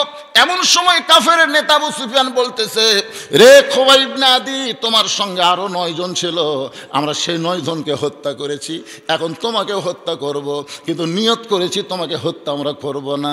একটা বারের জন্য যদি বলো আল্লাহ রাসূল মানি না, তাহলে তোমার চোখের বাঁধন খুলে দিব, হাতের বাঁধন খুলে দিব, তোমাকে আমরা মুক্ত করে দিব। সাইদিনা আমের বলে, আমিরুল মুমিনিন আমি মনে করেছিলাম 9 জন সাথীকে যারা হত্যা করেছে, এখন তাকে হত্যা করার আগে এরকম একটা প্রস্তাব দিল, আমার কাছে মনে হচ্ছিল জীবন বাঁচানো ফরজ। কিন্তু মুসলমান আবু সুফিয়ানের মুখে থুতু দিয়ে বলতেছে, রে নেতা, তুমি বলতেছো আল্লাহ রাসূলকে বাদ দেওয়া লাগবে, যারা প্রকৃত মুসলমান হবে তাদের কাছে জীবনের চাইতে ঈমানের গুরুত্ব অনেক বেশি। আমার সামনে বসে যারা ওয়াজ শুনতেছেন, আপনাদের কাছে জীবনের গুরুত্ব বেশি না ঈমানের গুরুত্ব বেশি? 500 টাকা 1000 টাকার বিনিময়ে একটা ভোট বিক্রি করবেন। 1000 টাকা দিবি, আমার ভোট আপনাকে দিব। আপনাকে যে ইমানের দাম কত ভাই, 1000 টাকার কাছেই বোঝা যাবে। এ জবান খোলে, লড়াছড়া কে করে? এই দাঁড়িয়ে আছে কে? তোর দাঁড়িয়ে আছে কি জন্য বাবা? বস বস বস। না না, 2-1 জন কি ব্যারাম ধরছে, এ লড়াছড়া করেন কে মুরব্বী? আমি এর আগে আপনাদের গুরুদাসপুরে বলেছি, রাত 9টার সময় বিছনায় ঘুমাতে গেলে আপনি কি পেশাব সহ বিছনাত যান না পেশাব করে বিছনাত যান?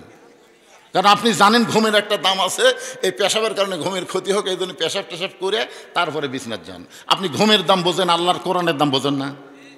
তাহলে পেশাব করে বলুষিদের ওয়াজ শুনবার আসবেন, পেশাব লিয়াচ্ছেন কেন? যতক্ষণ কথা হবে ততক্ষণ মনোযোগ দিয়ে শোনার দরকার আছে না নাই? ওমর ফারুক বললেন, রে সাইদ ইবনে আমের, মাঝে মধ্যে কার্যালয়ে বেহুশ হয়ে পড়ে যাও, তোমার কি মির কি ব্যারাম আছে? সাইদ ইবনে আমের বলতেছে, আমার কোনো মির কি ব্যারাম নাই, আমি কি জন্য মাঝে মধ্যে বেহুশ হই, এটা একটা করুণ ঘটনা। আর সেই ঘটনাটা রাসূলের হাদিস থেকে আমি আপনাদের সামনে বলতেছি, একটু মনোযোগ দিয়ে শুনবেন। আবু সুফিয়ানের মুখে থুতু দিছে, থুতু থু। তুমি বলতেছো আল্লাহ রাসূলকে বাদ দিয়ে আমার জীবন বাঁচাতে হবে। শুনে নাও, যারা প্রকৃত মুসলমান হবে তাদের কাছে জীবনের চাইতে ঈমানের গুরুত্ব অনেক বেশি। আপনারা বলেন তো, আমরা যতই চেষ্টা করি জীবন কি বাঁচান যাবে? এদের 3 বারের প্রধানমন্ত্রী খালেদা জিয়া জীবন মৃত্যুর মাঝখানে বসবাস করতেছে। আমরা গোটা বাংলাদেশের সকল দলের মুসলমান, শুধু মুসলমান না, হিন্দুরাও পর্যন্ত, আগে দেখলাম হিন্দুরাও পর্যন্ত, বৌদ্ধ খ্রিস্টান সবাই খালেদার জন্য দোয়া করতেছে। আল্লাহ এমন একজন ভালো মহিলা যে কোনোদিন কাউকে খারাপ ভাষায় গালি দেয়নি। হাসিনা তো যা মুখত আসে তাই করছে, জোরে কোন কথা ঠিক কিনা? খালেদা জিয়াকে যখন বলা হয়েছিল যে হাসিনা পলে গেল 5ই আগস্টের পরে, আপনার বিবৃতি কি? তখন বলতেছে, আল্লাহ যেটা করবে সেটাই মেনে নেওয়া লাগবে, আমার কোনো কথা নেই। আর হাসিনা হলে এ জায়গা কি বলতো চিন্তা করে দেখেন তো। এমন একজন মহিষী নারী এই বাংলায় পাওয়া দুষ্কর, জোরে কোন কথা কন না কেন? তার জন্য এত দোয়া হচ্ছে, তারপরেও কিন্তু সে বাঁচবে না, তাকে মরা লাগবেই। কিন্তু খালেদার মধ্যে যে ঈমানটা আছে, যে ঈমানে তিনি বলেছেন আলেম ওলামার বিরুদ্ধে বলা যাবে না। আমরা যারা আলেম আছি, আপনারা বলেন তো, খালেদা জিয়ার সময় কোনো দিন কি কোনো আলেমকে কষ্ট দেওয়া? আলেমদের পক্ষে ছিলেন, সমস্ত আলেম চোখের পানি নিয়ে তার জন্য দোয়া করতেছে। বুঝতে হবে, এত দোয়া করার পরেও কিন্তু খালেদা জিয়া বাঁচবে, মরাই লাগবে। তো মরাই যখন লাগবে, তাহলে সেই বাঁচালে আমরা এত টেনশন করি কেন? আমাদের টেনশন হলো আমাদের ঈমান নিয়ে কবরে যাওয়া লাগবে, জোরে কোন কথা ঠিক কিনা? এখন আপনাদের কাছে আমার প্রশ্ন হলো, ঈমানের দাম বেশি না জীবনের দাম বেশি? কাদের কাছে ঈমানের দাম বেশি? 2 হাত তুলে আমার আল্লাহকে দেখান। লিল্লাহু তাকবীর, হাত নামান।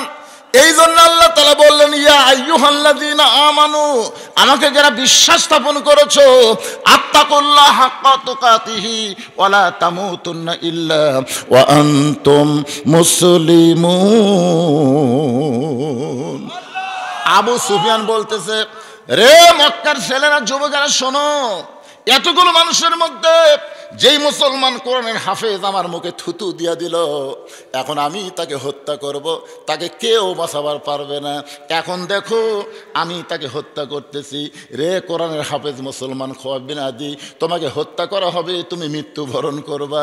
সঙ্গে সঙ্গে আল্লাহর কোরআন থেকে বলতেছেন, ওয়ালা তাকুলু লিমান ইউকতালু ফি সাবিলিল্লাহি আমওয়াতুন বাল আহইয়া ওয়ালাকিন লা তাশউরুন। উকিল এসে বলতেছে নিজামী সাহেবকে, স্যার আপনার কিন্তু ফাঁসি হবে, আপনি একটা কাম করেন, রাষ্ট্রপতির কাছে বাঁচার দরখাস্ত করেন।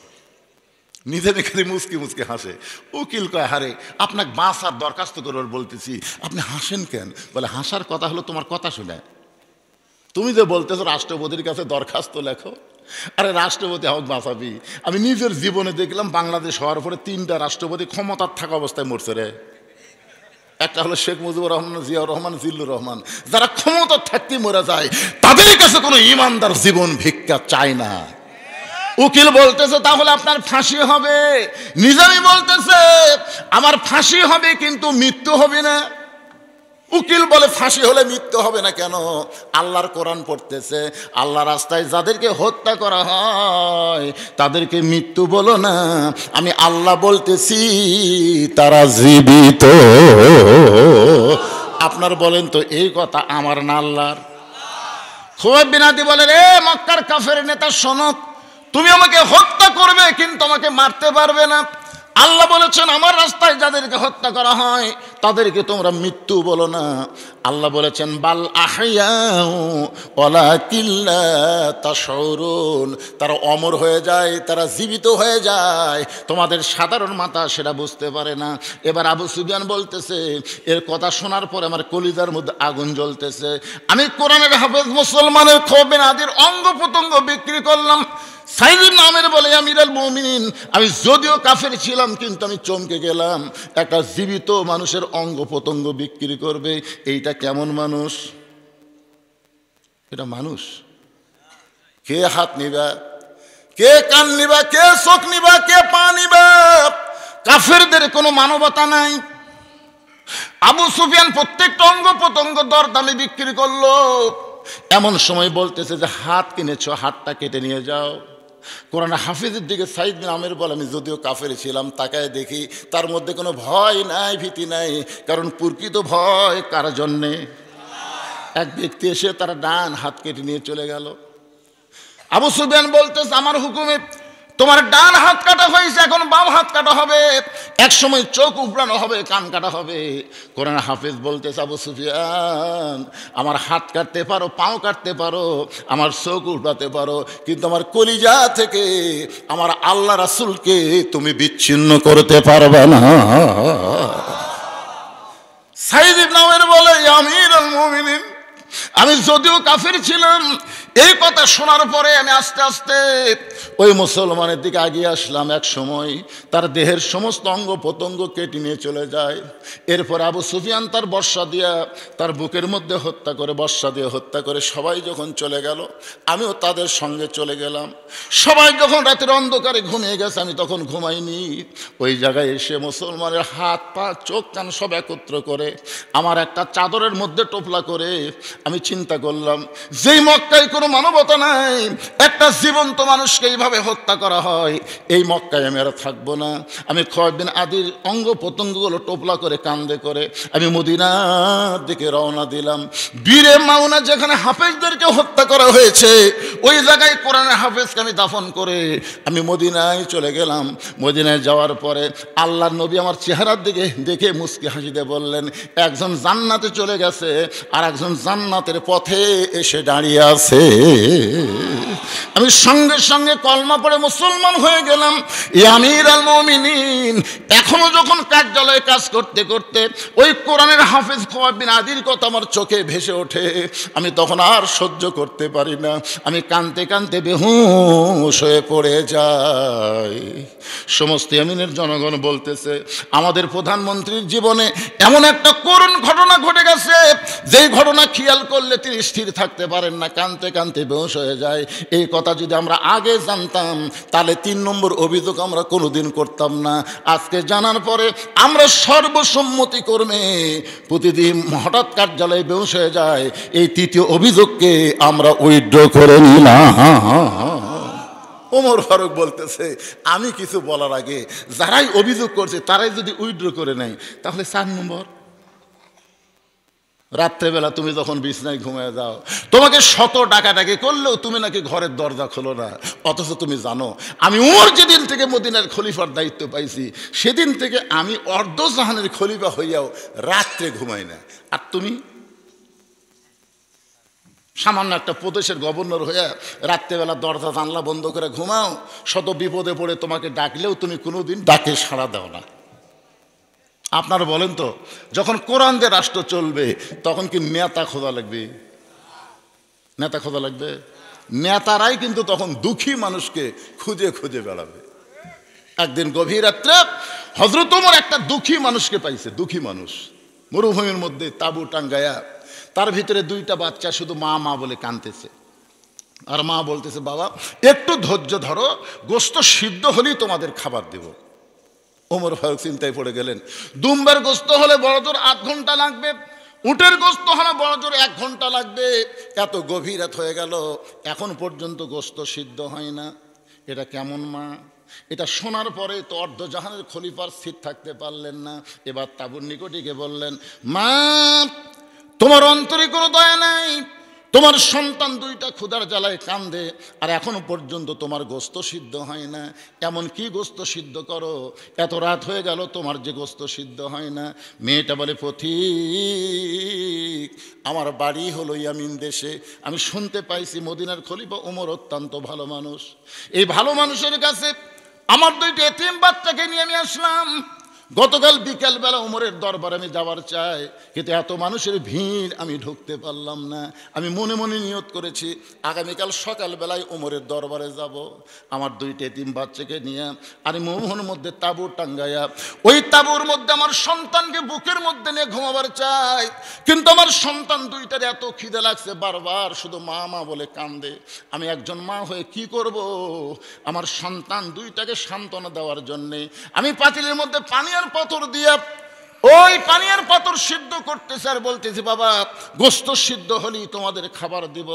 কিন্তু পাতিলে তো গোস্ত নাই, সিদ্ধ কেমন হবে? আমি মনে করেছিলাম আমার সান্ত্বনার বাণী শুনে আমার সন্তান দুইটা এক সময় ঘুমায়া যাবে, কিন্তু এদের পেটে এত খিদা লাগছে যে ক্ষুধার কারণে এরা ঘুমাবার পারতেছে না। আমার মনে হয় আমার দুইটা সন্তান আজকে রাত পর্যন্ত আর বাঁচবে না, আজকে রাত পর্যন্ত আর বাঁচবে না। ওমর ফারুক বললেন, মা একটু ধৈর্য ধরো মা, একটু ধৈর্য ধরো। ওমর ফারুক বললেন, একটু ধৈর্য ধরো মা, একটু ধৈর্য ধরো, তুমি একটু ধৈর্য ধরো। ইন্নাল্লাহা মা'আস সাবিরিন, ধৈর্যশীলদের সঙ্গে কে আছে? ওমর ফারুক এক দৌড়ে বাইতুল মালের দরজায়, আসলাম একটা খাবার বস্তা আমার মাথায় উঠে দে। চাকর আসলাম বলতেছে, আমির আল মুমিনিন কোথায় বস্তা নেওয়া লাগবে আমারে বলেন, আমি কান্দে করে নিয়ে যাব। ওমর ফারুক বলে, আসলাম রে, একজনের পাপের বোঝা আর একজন মাথায় নেয় না, দে আমার মাথায় উঠে দে। ওমর ফারুক অর্ধজাহানের খলিফা ওই খাবার বস্তা মাথায় নিয়ে তাঁবুর নিকটে গিয়ে বললেন, মা তোমার সন্তান দুইটাকে জীবিত আছে, তোমার সন্তান দুইটাকে জীবিত আছে। মহিলা বলতেছে, এখন পর্যন্ত জীবিত আছে। ওমর ফারুক বললেন, তাহলে রুটি আর হালুয়া তৈরি করো। এবার মেয়েটা রুটি আর হালুয়া তৈরি করে যখন ওমরের হাতে দেয়, ওমর ফারুক দুইটা এতিম বাচ্চাকে দুই উরাতের উপরে বসাইয়া রুটি ছিঁড়ে হালুয়া নিয়ে যখন মুখের মধ্যে দেয়, দুইটা বাচ্চা মুচকি মুচকি হাসে, ওমরের দিকে ফ্যাল ফ্যাল করে তাকায় থাকে। ওমরের চোখ দিয়ে দর দর করে পানি পড়তেছে। দুইটা বাচ্চা বলে, কে গো আপনি? এই গভীর রাত্রে আমাদেরকে রুটি হালুয়া খাওয়ানোর পরে এমন করে কাঁদতেছেন, আপনি কে গো? আমাদের বাবা নাই, আপনি বাবার দরদ দিয়ে কাঁদতেছেন কেন? ওমর ফারুক বলে, আল্লাহ এই অধমকে জাহান্নামের আগুন তুমি হেফাজত করো। এমন সময় মহিলা বলতে, পথিক ভালো মানুষের গল্প শুনেছি, কিন্তু মানুষ এমন ভালো হয় কোনোদিন কল্পনা করি নাই। আল্লাহ উমরকে যদি মদিনার খলিফা না বানায়, তোমার যদি মদিনার খলিফা বানাই, তো এই মদিনা যেন আল্লাহর জান্নাত হয়ে যেত। ওমর ফারুক বলে, রে সাইদ ইবনে আমির, আমি অর্ধজাহানের খলিফা হইয়া মানুষের দুঃখ কষ্ট রাতের অন্ধকারে ঘুরে ঘুরে দেখি, আর তুমি দরজা জানলা বন্ধ করে আরাম করো। সাইদ ইবনে আমির বলতেছে, আমির আল মুমিনিন, ইয়েমেনের জনগণ আমার বিরুদ্ধে যে চতুর্থ অভিযোগ করেছে, আমি মনে করেছিলাম এর উত্তর আমি দিব না, কারণ এটা হলো আমার একটা গোপন। তো আউলিল আমরি মিনকুম, আল্লাহ কোরআনে বলেছেন আমিরকে মানা লাগবে। আপনি যখন আমার আমির, অবশ্যই আমাকে অভিযোগ উইথড্র করা লাগবেই। ওমর ফারুক বললেন, তুমি কি বলবার চাও? সাইদ ইবনে আমির বলে, আমির আল মুমিনিন, আল্লাহ রাসূল বলেছেন, আনতাবুদুল্লাহ কাআন্নাকা তারাহু ফাইন লাম তাকুন তারাহু ফাইন্নাহু ইয়ারাকা। আল্লাহু আকবার। এটা কিন্তু বুখারী শরীফের হাদিস। হাদিসটা বিশ্বাস করা লাগবে, সেই হাদিস না, বিশ্বাস করা লাগবে। এক জায়গাতে আমি রাজশাহী বাগবানের মধ্যে এই হাদিস যেই কইছি, সাহিত্য একজন বলতে, যতই কোন মাথা ঝঙ্কাস করেন, এটা কি? বুখারী শরীফের হাদিস, কিতাবুল ইহসান। এক জায়গাতে আমি ওয়াজ করতেছিলাম, আসসালাতু মেরাজুল মুমিনিন, পিছন থেকে হুজুর এটা হলো নামাজ কোন দিন মেরাজ হয়? আমি বললাম ভাই আচ্ছা ঠিক আছে, হাদিস না হয় তোমার মধ্যে একটু কন্ট্রাডিকশন হচ্ছে, কিন্তু আল্লাহ যে বলেছেন অসজুদ ওয়াক্তারিব, এটা কি করবে? সেজদা বান্দাকে আল্লাহর নিকটে পৌঁছায় দেয়, জোরে কোন সুবহানাল্লাহ। এখন বলেন তো, আপনি যখন নামাজে সেজদা দেন তখন আল্লাহ কত দূর থাকে? নিকটে তো, কত নিকটে। না আমি যে কথাগুলো বলবো এগুলো তো বিশ্বাস করা লাগবে, পরে যাবেন আর কবেন হুজুর করলো আমরা শুনল। এক বক্তা ওয়াজ করছে যে নামাজ 50 ওয়াক্ত নিয়ে আসতেছিল নবী, তো মুসা নবীর সাথে দেখা হলো যে আপনার উম্মতেরা পারবি না, তো নবী আবার আল্লাহর কাছে গেল, আল্লাহ 5 ওয়াক্ত কমে দিল। মুসা নবী বলতেতে পারবি না, নবী আবার গেল, আল্লাহ 5 ওয়াক্ত কমে দিল। এভাবে নবী 9 বার গেল, 9 বার যা 45 ওয়াক্ত মাইনাস করে 5 ওয়াক্ত লিয়ে নবী আসলো। এ ওয়াজ শোনা শ্রোতারা যাচ্ছে আর বলতেছে, যদি মুসা নবীর সাথে দেখা না হতো, দেখছেন কদ্দুর বদমাইশ, যদি দেখা না হতো তাহলে আমাকে কি হতো? আমি কিন্তু হাদিস কয়ে থামে গেছি যে আমি আর অর্থ বলবো, আর আপনার যদি বিশ্বাস না করে লব উল্টা তাহলে কিন্তু কাম সারা, ইমান থাকবি না।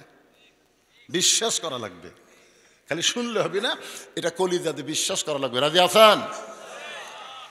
আনতাবুদুল্লাহ কান্নাকা তারাহু ফাইন লাম তাকুন তারাহু ফাইন্নাহু ইয়ারাকা। আল্লাহ রাসূল বলেছেন, কোন বান্দা যখন নামাজের শেষ দায় ইবাদতের মধ্যে শামিল হয়, এক জগ পানির মধ্যে এক মুষ্টি চিনি দিয়া 2টা ঘন্টন মারলে ওই পানির মধ্যে চিনি যেমন বিলীন হয়ে যায়, ওই বান্দাটা আল্লাহর মহব্বতে তেমন বিলীন হয়ে যায়। শত চেষ্টা করলেও চিনিকে যেমন পানি থেকে আলাদা করা যায় না, আল্লাহর কোনো বান্দা যখন নামাজের সেজদা দেয়, আল্লাহর গোলামি করে, ওই বান্দাকে শত চেষ্টা করলেও আল্লাহ থেকে আর কোনো দিন আলাদা করা যায় না। এটা কিন্তু রোজা দিয়া, হজ দিয়া, জাকাত দেওয়া হবে না, ওটা ওই মসজিদের ঘরের মধ্যে সেজদা দেওয়া লাগবে। যেরকম কি দেওয়া লাগবে, কথা কন না কেন ভাই? যান আপনারা কুটি নামাজ পড়েন বাড়ির না মসজিদে? আপনাদের মসজিদের মুয়াজ্জিন আছে? এটি না না, মুয়াজ্জিনও আসেনি তাই। এই মুয়াজ্জিন সাহেব কোথায় রে? কুটি না, মসজিদের রিপোর্ট সবচাইতে ভালো জানে মুয়াজ্জিন। সবচাইতে ভালো রিপোর্ট কে দেয়?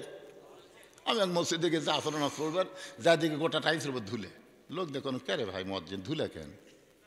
হুজুর আজান দিয়ে আকামত দিয়ে কেউ আসে না, খামাকা ঝাড় দিয়ে কি হবে? দেখেন আমার জাগাত দেখা দেখেন, আমি গামছার 2 বাড়ি মারি, আল্লাহু আকবার নামাজ পড়ি।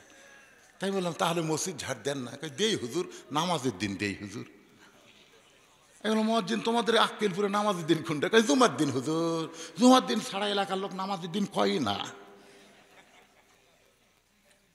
তা আপনারা কি মনে করতেছেন খালি জুম্মার নামাজ পড়বেন? একটু মনোযোগ দিয়ে শোনেন। 4 নম্বর অভিযোগ। আর আল্লাহ ব্যাপারে 5টা প্রশ্ন, নবীর ব্যাপারে 1টা, মোট সর্বসা করলে কয়টা? আমি সবগুলো কথা আপনাদের সামনে যদি বলি, যদি আমার আরো আধ ঘন্টা লাগে। কেবল বাজতেছে রাত 12টা বাজতেছে। এটা একটা রাত হলো, গুরুদাসপুরের মধ্যে এটা রাত হলো। আর যদি 8 ঘন্টা ওয়াজ করি, আপনারা শুনবেন না ভাইজান? কারা কারা শুনবেন আল্লাহকে একটু হাত দেখান তো দেখি। লিল্লাহি তাকবীর, মাশাআল্লাহ। হাত নামান। এখন যারা হাত তুলেছেন তারা যদি না শুনে ওঠেন, না শোনেন, না শুনে যদি আপনি লাভ দিয়ে ওঠেন, আমি তো বলবো 8 ঘন্টার মধ্যে, তাই বলিনি আপনাদের? যদি না শুনে লাভ দিয়ে ওঠেন তাহলে লিমা তাকুলু মালা তাফলুন, আপনার কথার সাথে কাজের মিল নাই, আপনি টাটকা মুনাফিক হয়ে যাবেন। টাটকা মুনাফিক কতগুলো আছে? 22টা মুনাফিক। 22টা মুনাফিক হলে একটু পরে টরে করে, আর এখনই উঠলি বুঝুন একে ডাহা মুনাফিক। এই সময়ে যারা উঠবি, না শুনে যারা উঠবি, আপনারাও দেখবেন টাটকা মুনাফিক কারা কারা এখনই দেখা যাবে। ধরে কোন কথা ঠিক কিনা ভাইজান? আমাকে বলেছে হুজুর আল্লাহর ঘরের জন্য 2য় বক্তা খুচরা আদায় করবি, আপনার জন্য মোটা কিছু দান আছে, মোটা। আমি এটা দিয়ে ধরলাম। আপনি কি দিচ্ছেন না দিবেন? ও মানে আপনি কোনো বক্তা বেখুশি করতেছেন না? লিল্লাহ। মামুন রশিদের হাতে দিছে 50,000, হামাক দিবে 50। তাহলে প্রধান বক্তা দ্বিতীয় বক্তা একই হয়ে গেল।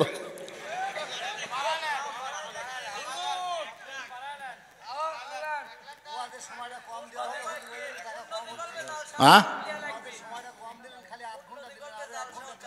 আরো 1 ঘন্টা। আচ্ছা, যতক্ষণ শেষ হতে লাগবে, অসুবিধা আছে? এই কথা ঠিক আছে, মুরব্বী আপনাকে কম দিলেন, ঠিক আছে, যতক্ষণ শেষ হতে লাগবে আমি শেষ করে দিয়ে তারপরে আমার আগামীকাল পর্যন্ত বাঁচার কোনো গ্যারান্টি নাই, এই জন্য শেষ করে দিয়ে যাবো ইনশাল্লাহ। দেন ভাই, দেন 60,000 দেন, 60,000ই। আজকের মাহফিলের সম্মানিত সভাপতি, মসজিদের সভাপতি, আগে 50 এখন 60, মোট 1,10,000 ধরে বলেন মারহাবা লিল্লাহি তাকবীর। আপনি কখন আসছেন?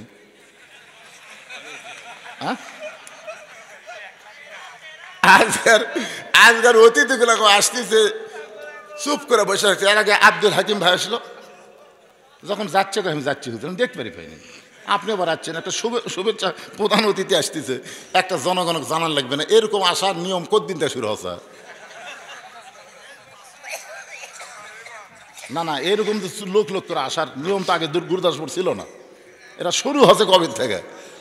আজকের মাহফিলের প্রধান অতিথি আমার আব্দুল আজিজ ভাইয়ের আগমন, আরো জোরে প্রধান অতিথির আগমন, লিল্লাহি তাকবীর। এ কিসের ওয়াজ হবে না? আমি কি ছাড়া যাচ্ছি নাকি? এলা কথা কয়ে লাভ দিয়ে উঠবেন, চলবি না।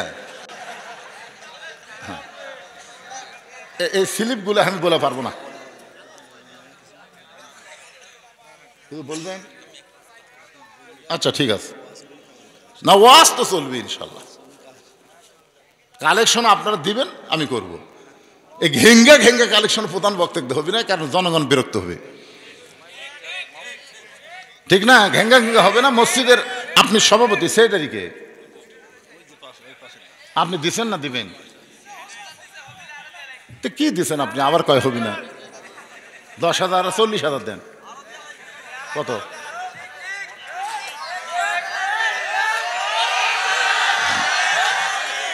এই হইছই না, দান কোনোদিন জোর করা হয় না, পরে তুলবার গেলে বিপদ হয়।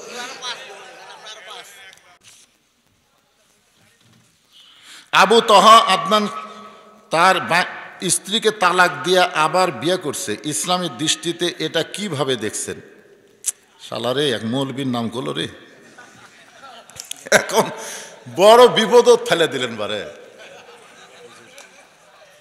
এই কি এটা? ঠিক আছে, 50,000 না 5,000? আলহাজ ইসমাইল পরামানিক 5,000 টাকা দান করছে। আরেকজন মোহাম্মদ টগর হোসেন, উনি 5,000 টাকা দান করছে আল্লাহর ঘরে, আল্লাহ দান কবুল করেন। জাহিদুল ইসলাম 5,000 টাকা, তারপরে উজ্জ্বল হোসেন 2,000 টাকা, তারপর আপনার 1 বস্তা সিমেন্ট, নাম লেখেনি, নাম না লিখলে আপনারা পাবেন কিভাবে, কারণ নামই নাই তো। মনসের আলী 10 কেজি ভুট্টা দান করছে, আল্লাহ কবুল করেন। আবু তাহা আদনান, কিছুদিন আগে আমরা দেখলাম কয়েক ভরি সোনা দিয়ে বউ তালাক দিল, এটা আমরা ফেসবুকে দেখলাম। এটা কি আমরা সরাসরি দেখছি? কথা দেখছি, সরাসরি দেখলি, ফেসবুকে দেখলাম।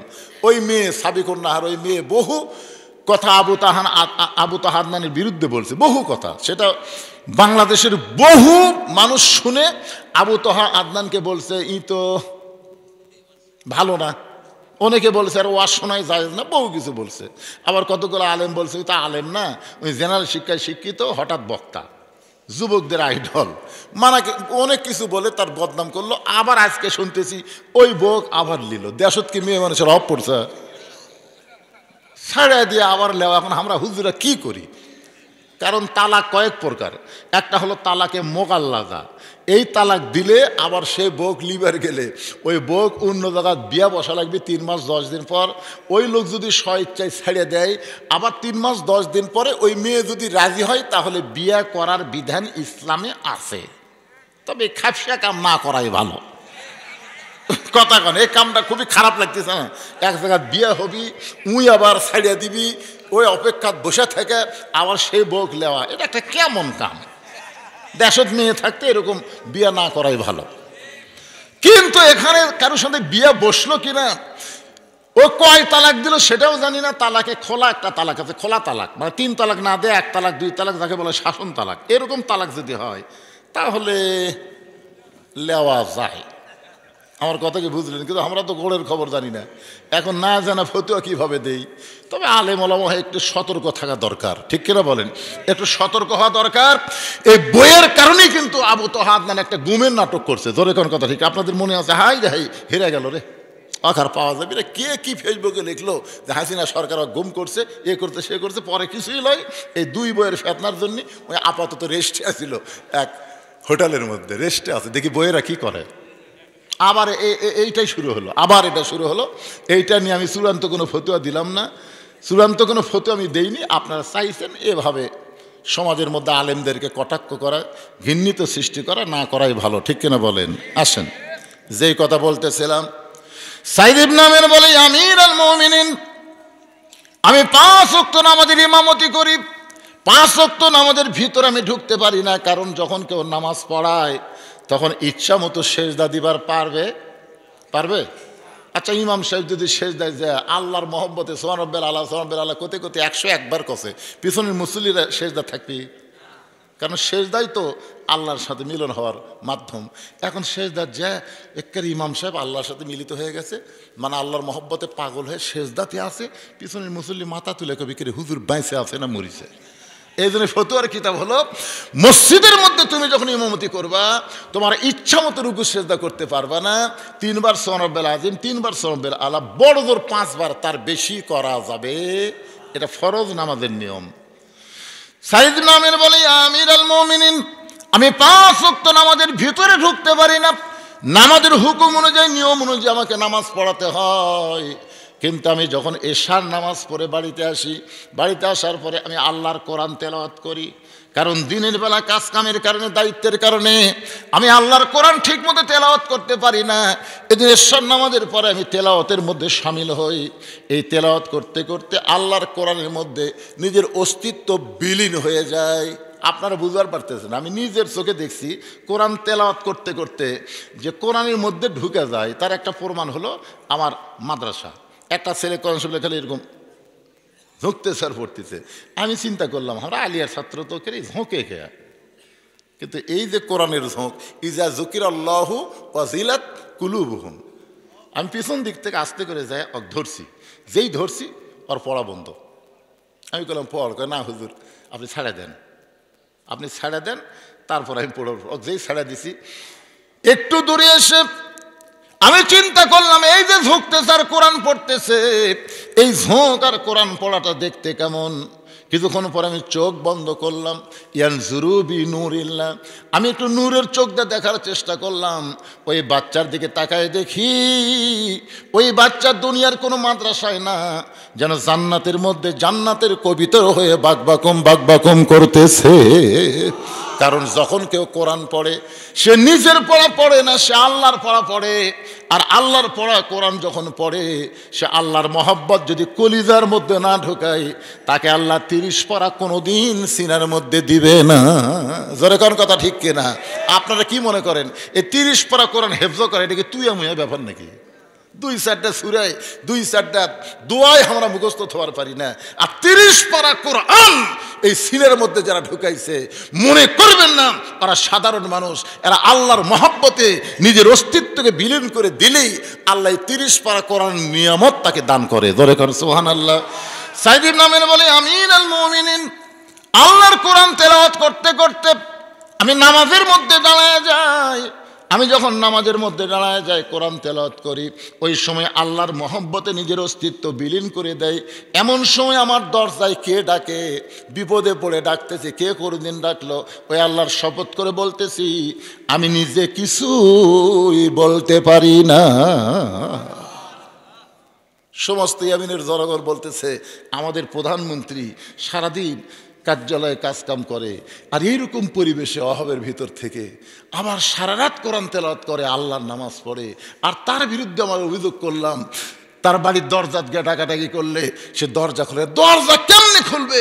কারণ সে তো দুনিয়াতে থাকে না, সে আল্লাহর ভিতরে নিজের মহব্বতের অস্তিত্ব বিলীন করে দেয়। জোরে কান সুবহানাল্লাহ। আমরা 4 নম্বর অভিযোগকে উইথড্র করে নিলাম। 1350 বছর আগে মুসলমানদেরকে লক্ষ্য করে নাস্তিকরা যে 6টা প্রশ্ন করেছিল, 13 বছর 6 মাস বয়সের একটা ছোট্ট বাচ্চা উত্তর দিয়েছিল। সে বাচ্চাটার নাম হলো নোমান ইবনে সাবিত। জোরে কার সুবহানাল্লাহ। হাজার হাজার নাস্তিকদের মধ্যে একজন সভাপতি হয়ে বলতেছে, এই মুসলমানেরা, তোমাদের আল্লাহ কোথায় থাকে? তোমাদের আল্লাহ এখন কি করে? তোমাদের আল্লাহ কোন দিক হয়ে বসে আছে? তোমাদের আল্লাহ দেখতে কেমন? তোমাদের আল্লাহর আগেই দুনিয়াতে কে ছিল? তোমাদের নবী কোন দরজা দিয়ে আল্লাহর আরশে গেল? দরজা না দেখালে আমরা বিশ্বাস করব তোমাদের ধর্ম ঠিক না। আর যদি বলতে পারো, আমরা সব নাস্তিক মুসলমান হয়ে যাব। জোরে কর সুবহানাল্লাহ। এই 6টা প্রশ্নের কাছে মুসলমানেরা যখন নাচতে নাবুদ হয়ে গেছে, ওই কোরআনের হাফেজ নোমান ইবনে সাবিত তাদের সামনে দাঁড়িয়ে বলতেছে, যে নাস্তিকদের সভাপতি, তুমি যে মুসলমানকে লক্ষ্য করে 6টা প্রশ্ন করতেছো, এই 6টা প্রশ্নের উত্তর তুমি কি জানো? আজকে তুমি সভাপতির চেয়ার দখল করে খালি বারবার বলতেছো, তুমি কি 6টা প্রশ্নের উত্তর জানো? নাস্তিকের সভাপতি বলতেছে, আমি শুধু প্রশ্ন জানি, কিন্তু আমি উত্তর জানি না। নোমান ইবনে সাবিত বলতেছে, আমি তোমার প্রশ্ন শোনার পরে প্রশ্নও জানি, এই 6টা প্রশ্নের উত্তরও জানি। এখন বলো, আজকের এই মাহফিলের সবচাইতে দামি কে? সমস্ত নাস্তিকরা বলতেছে, আজকের এই প্রোগ্রামের সবচাইতে দামি হলো যে প্রশ্নও জানে, উত্তরও জানে। নোমান ইবনে সাবিত বলতেছে, তাহলে চেয়ার কয়টা? একটা চেয়ারে সভাপতি বসে আছে, তাহলে সভাপতি খালি প্রশ্ন জানে, উত্তর জানে না, আর আমি প্রশ্নও জানি, উত্তরও জানি। এখন বলো চেয়ার কার? সমস্ত লোকের এক বাক্যে বলতে, এই সভাপতি চেয়ার থেকে নাম, কারণ তুইও না আমরাও তাই, তুইও প্রশ্ন জানিস, আমরাও প্রশ্ন জানি, কিন্তু এই ছোট ছেলে প্রশ্নও জানে, উত্তরও জানে। সভাপতি যখন চেয়ার থেকে নেমে গেছে, নোমান ইবনে সাবিত চেয়ারে বসে বলতেছেন, তুইজ্জু মান তাশা ওয়া তুযিল্লু মান তাশা বিয়াদিকাল খাইর ইন্নাকা আলা কুল্লি শাইইন কাদির। তোমরা প্রশ্ন করেছো মুসলমানের আল্লাহ এখন কি করে? আমার আল্লাহ তাআলা যারে কেউ চিনত না, তারে চেয়ারে বসায় দিছে, এতক্ষণ পর্যন্ত চেয়ার যে গরম করছে, এক লাঠি দিয়ে চেয়ার থেকে নামে দিছে। এই মুহূর্তে আমার আল্লাহ এটাই করছে। সমস্ত নাস্তিকের কথা তো ঠিকই রে। তোমরা মুসলমানের আল্লাহ তোমারে প্রশ্ন করছো, মুসলমানের আল্লাহ কোথায় আছে যদি দেখবার চাও, তাহলে একজন নাস্তিক আমার কাছে আসো। বলা মাত্র একটা নাস্তিক দৌড়ে আসতেছে, আল্লাহ দেখবি? জোরে কন, কি দেখবি? আল্লাহর একজন মস্ত বড় পয়গম্বর একদিন তুর পর্বতে গিয়ে বলছে, রব্বি আরিনি, আল্লাহ তোমাকে দেখবার চাই। আল্লাহ বলেছে, লান তারানি ইয়া মুসা, আমি আল্লাহ দেখা সম্ভব না। মুসা নবীর জন্য আল্লাহ দেখা যদি সম্ভব না হয়, তাহলে একটা নাস্তিক আল্লাহ দেখা সম্ভব? কিন্তু দৌড়াচ্ছে। নোমান ইবনে সাবিত যে কাছে আইছে, কান সারা বড় মারছে চর। নাস্তিক বলতেছে, ভাই আমার মারলে কেন? পেট বরাবর মারছে ঘুষি। এই মেয়ে আমাকে মারো কেন? নোমান ইবনে সাবিত বলতেছে, তোমাকে মারলে কি হয়? কারণ মারলে আমাকে লাগে। তো তোমাকে লাগে কেন? বলে, আমি জীবিত মানুষ, এই জন্যই তো মারলে লাগে। নোমান ইবনে সাবিত বললেন, হ্যাঁ নাস্তিক, তুমি যে জীবিত মানুষ, তাহলে জীবন কোথায়? নাস্তিক চিল্লায় বলে, জীবন আমার দেহের ভিতরে। এবার নোমান ইবনে সাবিত বলে, রে নাস্তিক, যে জীবন তোমার দেহের ভিতরে, এই জীবন কি তুমি কোনোদিন দেখছ? নাস্তিক বলতেছে, আমি জীবন দেখিনি, না দেখে বিশ্বাস করে জীবন আমার দেহের ভিতরে। নোমান ইবনে সাবিত বলে, একজন মুসলমান আল্লাহ কোথায় আছে এটা জানে না, কিন্তু আল্লাহ গোটা বিশ্ব মিলে শক্তি পাওয়ার বিরাজ করতেছে। যেমন তেমন তোমার দেহের ভিতরে আল্লাহ তেমন সব জায়গার ভিতরে তার মহব্বত রেখেছে। জীবন না দেখে যেমন বিশ্বাস করো তোমার দেহের ভিতরে আছে, মুসলমানেরাও বিশ্বাস করে আল্লাহ না দেখে আল্লাহ আছে। জোরে কোন কথা ঠিক কিনা? এবার বলতেছে নাস্তিকেরা, তোমরা প্রশ্ন করেছিল আল্লাহর আগে কে আছে, এটা যদি তোমরা জানতে চাও তাহলে একজন আমার কাছে আসো। নাস্তিক বলতেছে, কাছে যাওয়া যাবে না। কারণ একজন আল্লাহ দেখার জন্য কাছে যা যে পিটন খাচ্ছে, আমরা আর কাছে যাওয়ার পারবো না। এবার ছেলেটা বলতে ঠিক আছে তাহলে দুইজন ওখানে দাঁড়াও। দুইটা নাস্তিক দাঁড়ায় গেছে, এমন সময় বলতেছে এখন তোমরা গণনা শুরু করো। একজন নাস্তিক বলতেছে 1 2 3 4 5 6। নোমান ইবনে সাবিত বলে ভালো করে গোনো, হলো না। 1 2 3 4 5 বলে হলো না, ভালো করে গোনো। নাস্তিকরা চিল্লায় বলে যতই গুনতে বলো আমরা তো ঠিকই গুনি, তুমি কোথায় গণনার মধ্যে ভুল দেখো। নোমান ইবনে সাবিত বলে নে নাস্তিকেরা, তোমাদেরকে বারবার বলতেছি গণনা শুরু করো, তোমরা 1 থেকে গণনা শুরু করো, কিন্তু 1-এর আগে কি আছে এইটা কেন তোমরা বলতে পারতেছ না? নাস্তিকরা চিল্লায় বলে 1-এর আগে কিছুই নাই। নোমান ইবনে সাবিত বলে তো শুনে নাও, মুসলমানের আল্লাহর আগে পৃথিবীতে কিছুই ছিল না। রে নাস্তিকেরা, তোমরা প্রশ্ন করেছো আল্লাহ কোন দিক হয়ে বসে আছে, আল্লাহ দেখতে কেমন, একটা বাতি জ্বলাও। নোমান ইবনে সাবিত বাতি জ্বালানোর বলার পরে কেউ যখন বাতি জ্বলায় না, তখন নিজে একটা মোমবাতি জ্বালায় বলতেছে এখন তোমরা বলো তো আল্লাহ আলো কোন দিকে? সমস্ত নাস্তিক চিল্লায় বলে আলোর কোনো দিক নাই, আলো সর্বদিক। এবার নোমান ইবনে সাবিত বলতেছে আল্লাহু নূরুস সামাওয়াতি ওয়াল আরদ, আল্লাহ হচ্ছে আসমান এবং জমিনের আলো। আলো যেমন সর্বদিক, আমার আল্লাহর পাওয়ার তেমন সর্বদিকে। তোমরা প্রশ্ন করেছো মুসলমানের নবী কোন দরজা দিয়ে আল্লাহর কাছে গেল, দরজা দেখবে? আসো আমার কাছে আসো। নাস্তিক বলতেছে আবার কাছে ডাকেন কেন? বলে এবার পিটন হবে না, এবার দেখানো হবে। দরজা দেখবার গেলে কাছে আসা লাগবে। যে কাছে আইছে, মুরগির তলে ডিম দিলে দেখবেন 21 দিন 22 দিন পরে বাচ্চা হয়, হয় কি হয় না? বা ডিমটা একের বুকের তলে ছিল এরকম একটা ডিম, 18 দিন পর আপনি নিয়ে কানের কাছে ধরবেন, দেখবেন বাচ্চা কিন্তু ডিমের মধ্যে সিউ সিউ সিউ সিউ শব্দ করে। আমি নিজে শুনছি এটা, আপনারা শুনছেন কোনো দিন? এরকম একটা ডিম নাস্তিকের কানে ধরে বলতেছে দেখো তো এর মধ্যে কি আছে। নাস্তিক বলতেছে এর মধ্যে বাচ্চা আছে। নোমান ইবনে সাবিত করে না না বাচ্চা নেই। আছে রে ভাই, চিউ চিউ শব্দ শোনা যায়। তাহলে এখন বলো তো এই ডিমের মধ্যে বাচ্চা কোন দিক দিয়ে ঢুকলো? তখন নাস্তিক ডিম ঘুরে আর কে দরজা জানলা কিছু নেই, ঢুকলো কেমনে রে? বলতেছে পাগল, একটা ডিমের মধ্যে বাচ্চা ঢুকতে যদি দরজা না লাগে তাহলে আল্লাহর নবী আল্লাহর কাছে যাবে। নাস্তিকরা দরজা খুঁজতে পারে কিন্তু মুসলমান কোনোদিন দরজা খোঁজে না। বলে কোন কথা ঠিক কি না? আজও বাংলাদেশে এরকম কিছু নাস্তিক আছে, আল্লাহর কোরআন নিয়ে, নবীর হাদিস নিয়ে, আল্লাহ নিয়ে, নবী নিয়ে আবল তাবল কথা বলতেছে। জোরে কোন কথা ঠিক কি না? আমাদের সঠিকভাবে এ কোরআন যদি আমরা গ্রহণ করি, এই জন্য বলা হচ্ছে 5টা দলের জন্যে আল্লাহর জান্নাত আশা করে থাকে। একটা হলো তালিয়াল কোরআন, কোরআন তেলাওয়াত করতে হবে, কোরআন পড়তে হবে, কোরআনকে নিয়ে গবেষণা করতে হবে।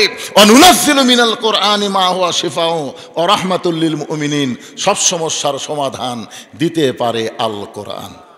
আমরা শুনবো এবং সামিনা ও তাআনা এটা গ্রহণ করে আমল করে জিন্দেগি গঠন করব। আল্লাহ আমাদের সবাইকে তৌফিক দান করুক। সকলে বলি আল্লাহুম্মা আমিন। আমাদের সকলের সামনে ফজরের নামাজ আছে না নাই? মসজিদের উন্নয়ন কল্পে মাহফিল।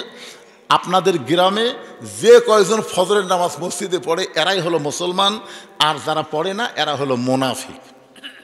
আল্লাহ রাসূল বলেছেন কোনো ব্যক্তি যদি বাড়িতেও ফজরের নামাজ পড়ে তারপরে তার মধ্যে মুনাফিকে আছে। তো ওয়াজ শোনা 12:30 ফজর পড়বেন না তা হবে না। আল্লাহ যেন আমাদের ফজরের নামাজ সবাইকে জামাতের সঙ্গে আদায় করার তৌফিক দান করে। সকলে বলে আল্লাহুম্মা আমিন। আপনি কোনো টেনশনই করবেন না, মসজিদ হয়ে যাবে, হয়ে যাবে, কোনো টেনশন করবেন না। মসজিদ নিয়ে কোনো টেনশন নাই। বাংলাদেশেরা তো ধনী মানুষের এলাকায় মসজিদ, রাস্তার ধারে এতিমের মতন মসজিদ পড়ে থাকে, চাটাই দিয়ে মসজিদ হয়, 5 বছরের বিল্ডিং হয়, হয় কি হয় না ভাইজান? ইনশাল্লাহ হবে। আল্লাহর একজন বান্দা হাজি মোহাম্মদ রব্বেল পরামানিক 5,000 টাকা দান করছে। আলহাজ মণ্ডল 2 বস্তা সিমেন্ট দান করেছে। আল্লাহ সকলের দানকে কবুল করে। ইস্তেগফার পড়া, আস্তাগফিরুল্লাহ রব্বি মিন কুল্লি জামবি ওয়া তুবু ইলাই লা হাওলা ওয়ালা কুওয়াতা ইল্লা বিল্লাহিল আলিয়্যিল আযীম। আপনারা কি মনে করেন মোনাজাতের দরকার আছে না নাই? মোনাজাত মানে মাথা, আর দোয়া ও মুখল ইবাদতের মধ্যে দোয়া হচ্ছে একটা মাথার মতন। আমার এক ওয়াজ আছে মাথা ছাড়া মুজিবর। এই যে আপনারা এত রাত ধরে ওয়াজ শুনলেন, মোনাজাত না করে চলে যাচ্ছেন। আপনারা আগামীকাল পর্যন্ত বাঁচার গ্যারান্টি দেন। আজকের মোনাজাত কারো না কারো ওসিলায় যদি আল্লাহ কবুল করে, কি কন? কবুল করতে পারে কি পারে না? পারে ভাইজান। এই জন্য সকলে যাওয়ার চেষ্টা না করে মোনাজাত করে সকলে যাবো ইনশাল্লাহ। দোয়া করে দিলাম ভাইজান। আল্লাহুম্মা আমিন। আল্লাহুম্মা আনতাস সালাম ওয়া মিনকাস সালাম তাবারাকতা ইয়া যাল জালালি ওয়াল ইকরাম। আয় আল্লাহ তাআলা, সেই মাগরিবের নামাজের পর থেকে রাত 12:30 পার হয়ে গেল, এই দীর্ঘ সময় পর্যন্ত আল্লাহ জান্নাতের বাগানে বসে বসে কোরআন হাদিসে আলোচনা শোনার শেষে আমি গুনাহগারের সঙ্গে রহমতের দরজায় ফকির হয়ে দোকানে হাত তুলেছি। মেহেরবানি করে আজকের মাহফিল আমাদের সকলের হিদায়াতের জন্যে, নাজাতের জন্যে, জান্নাতের জন্যে আল্লাহ তুমি কবুল করে নাও। এই মাহফিলের শুরু থেকে শেষ পর্যন্ত যত আলোচনা হয়েছে আল্লাহ, এর মধ্যে যদি ত্রুটি হয়, ভুল হয়, মাফ করে দাও। এর যা হাদিয়া মঞ্জুর করো, সোনার মদিনায় নবী পাকের রওজা মুবারকে আল্লাহ কবুল করে নাও। तमाम अम्बियाई केराम, असहाबी केराम, ताबिनी केराम, तबा ताबिनी केराम, तमाम पृथिवीर माटिर निचे যত মুমিন মুমিনা আছে আল্লাহ, সকলের আরওয়াফে হাদিয়া কবুল করো। আল্লাহ, আমরা যারা হাত তুলেছি, আমাদের জনম দুঃখনী মা বাবা যাদের কবরে চলে গেছে, আল্লাহ মেহেরবানি করে মা বাবার কবরকে জান্নাতের টুকরা বানিয়ে দাও। আমাদের দাদা দাদি, নানা নানা, আত্মীয় স্বজন, শ্বশুর শাশুড়ি যাদের কবরে গেছে আল্লাহ, কবরবাসীদের তুমি মাফ করে দাও। আয় আল্লাহ তাআলা, এই মধ্যম পাড়ার মসজিদকে তুমি কিয়ামত পর্যন্ত কবুল করে নাও। তোমার ঘর মসজিদকে মহব্বত করে আজকে নগদে বাকিতে বিশাল বিশাল দান করেছে, এমনকি ছোটো মোটো 10টা টাকা হলেও যারা দান করেছে আল্লাহ, মসজিদকে উপলক্ষ করে সমস্ত দানকে জান্নাতের বিনিময় হিসেবে তুমি কবুল করে নাও। এই মসজিদ কমিটির সম্মানিত সভাপতি, মাহফিলের সভাপতি, সহসভাপতি, সেক্রেটারি, ক্যাশিয়ার, আল্লাহ মসজিদের মুসল্লি, মসজিদের ইমাম, খতিব সকলকে আল্লাহ তুমি কবুল করে নাও। আজকের মাহফিলের সম্মানিত প্রধান অতিথিকে আল্লাহ তুমি কবুল করো, প্রধান মেহমানকে কবুল করো, বিশেষ অতিথি, সম্মানিত অতিথিদের আল্লাহ তুমি কবুল করে নাও। আয় আল্লাহ তাআলা, আমি গুনাহগার বলে দোয়া ফিরে দিও না। এতগুলো মানুষের মধ্যে যার 2 কানাত পছন্দ করো, সেই 2 হাতের ওসিলায় আজকের মাহফিলকে আল্লাহ তুমি কবুল করে নাও। আল্লাহ, সবাই আমরা দেশনেত্রী বেগম খালেদা জিয়ার জন্য কলিজা থেকে দোয়া করতেছি। আল্লাহ আল্লাহ, যেই মানুষটা দেশের জন্য এত কিছু করলো, এই দেশের জন্য তাকে নানা রকম নির্যাতন সহ্য করতে হলো, আজকে মৃত্যুর দরজায় চলে গেছে, তুমি সব পারো আল্লাহ। তাকে আমরা চাই আমাদের কাছে আবার সুস্থতার নিয়ামত দিয়ে তাকে ফিরিয়ে দাও। দেশের জন্য, জনগণের জন্য, মানুষের জন্য আল্লাহ তুমি কল্যাণকর হিসাবে তাকে কবুল করে নাও। আয় আল্লাহ তাআলা, তুমি সবই পারো, তুমি সবচাইতে বড় ডাক্তার। তোমার কাছে আমাদের আকুল অনুরোধ আল্লাহ, এই দুঃখিনী মাকে, এই দুঃখিনী দেশনেত্রীকে আবার তুমি আমাদের কাছে সুস্থতার সঙ্গে ফিরিয়ে দাও আল্লাহ। আল্লাহ, আজকের মাহফিলকে কবুল করে নাও। পর্দার অন্তরালে যে সমস্ত মা বোনেরা ওয়াজ শুনেছে, আবেদা, সালিহা, পদ্মাংশী কবুল করে মা ফাতেমার চরিত্র দান করে দাও আল্লাহ। কত মানুষের জানাজার নামাজ আমরা পড়েছি আল্লাহ, এই 2 হাতে কত কবরে আমরা মাটি দিয়েছি। একদিন আমরা সবাই মরে যাব আল্লাহ।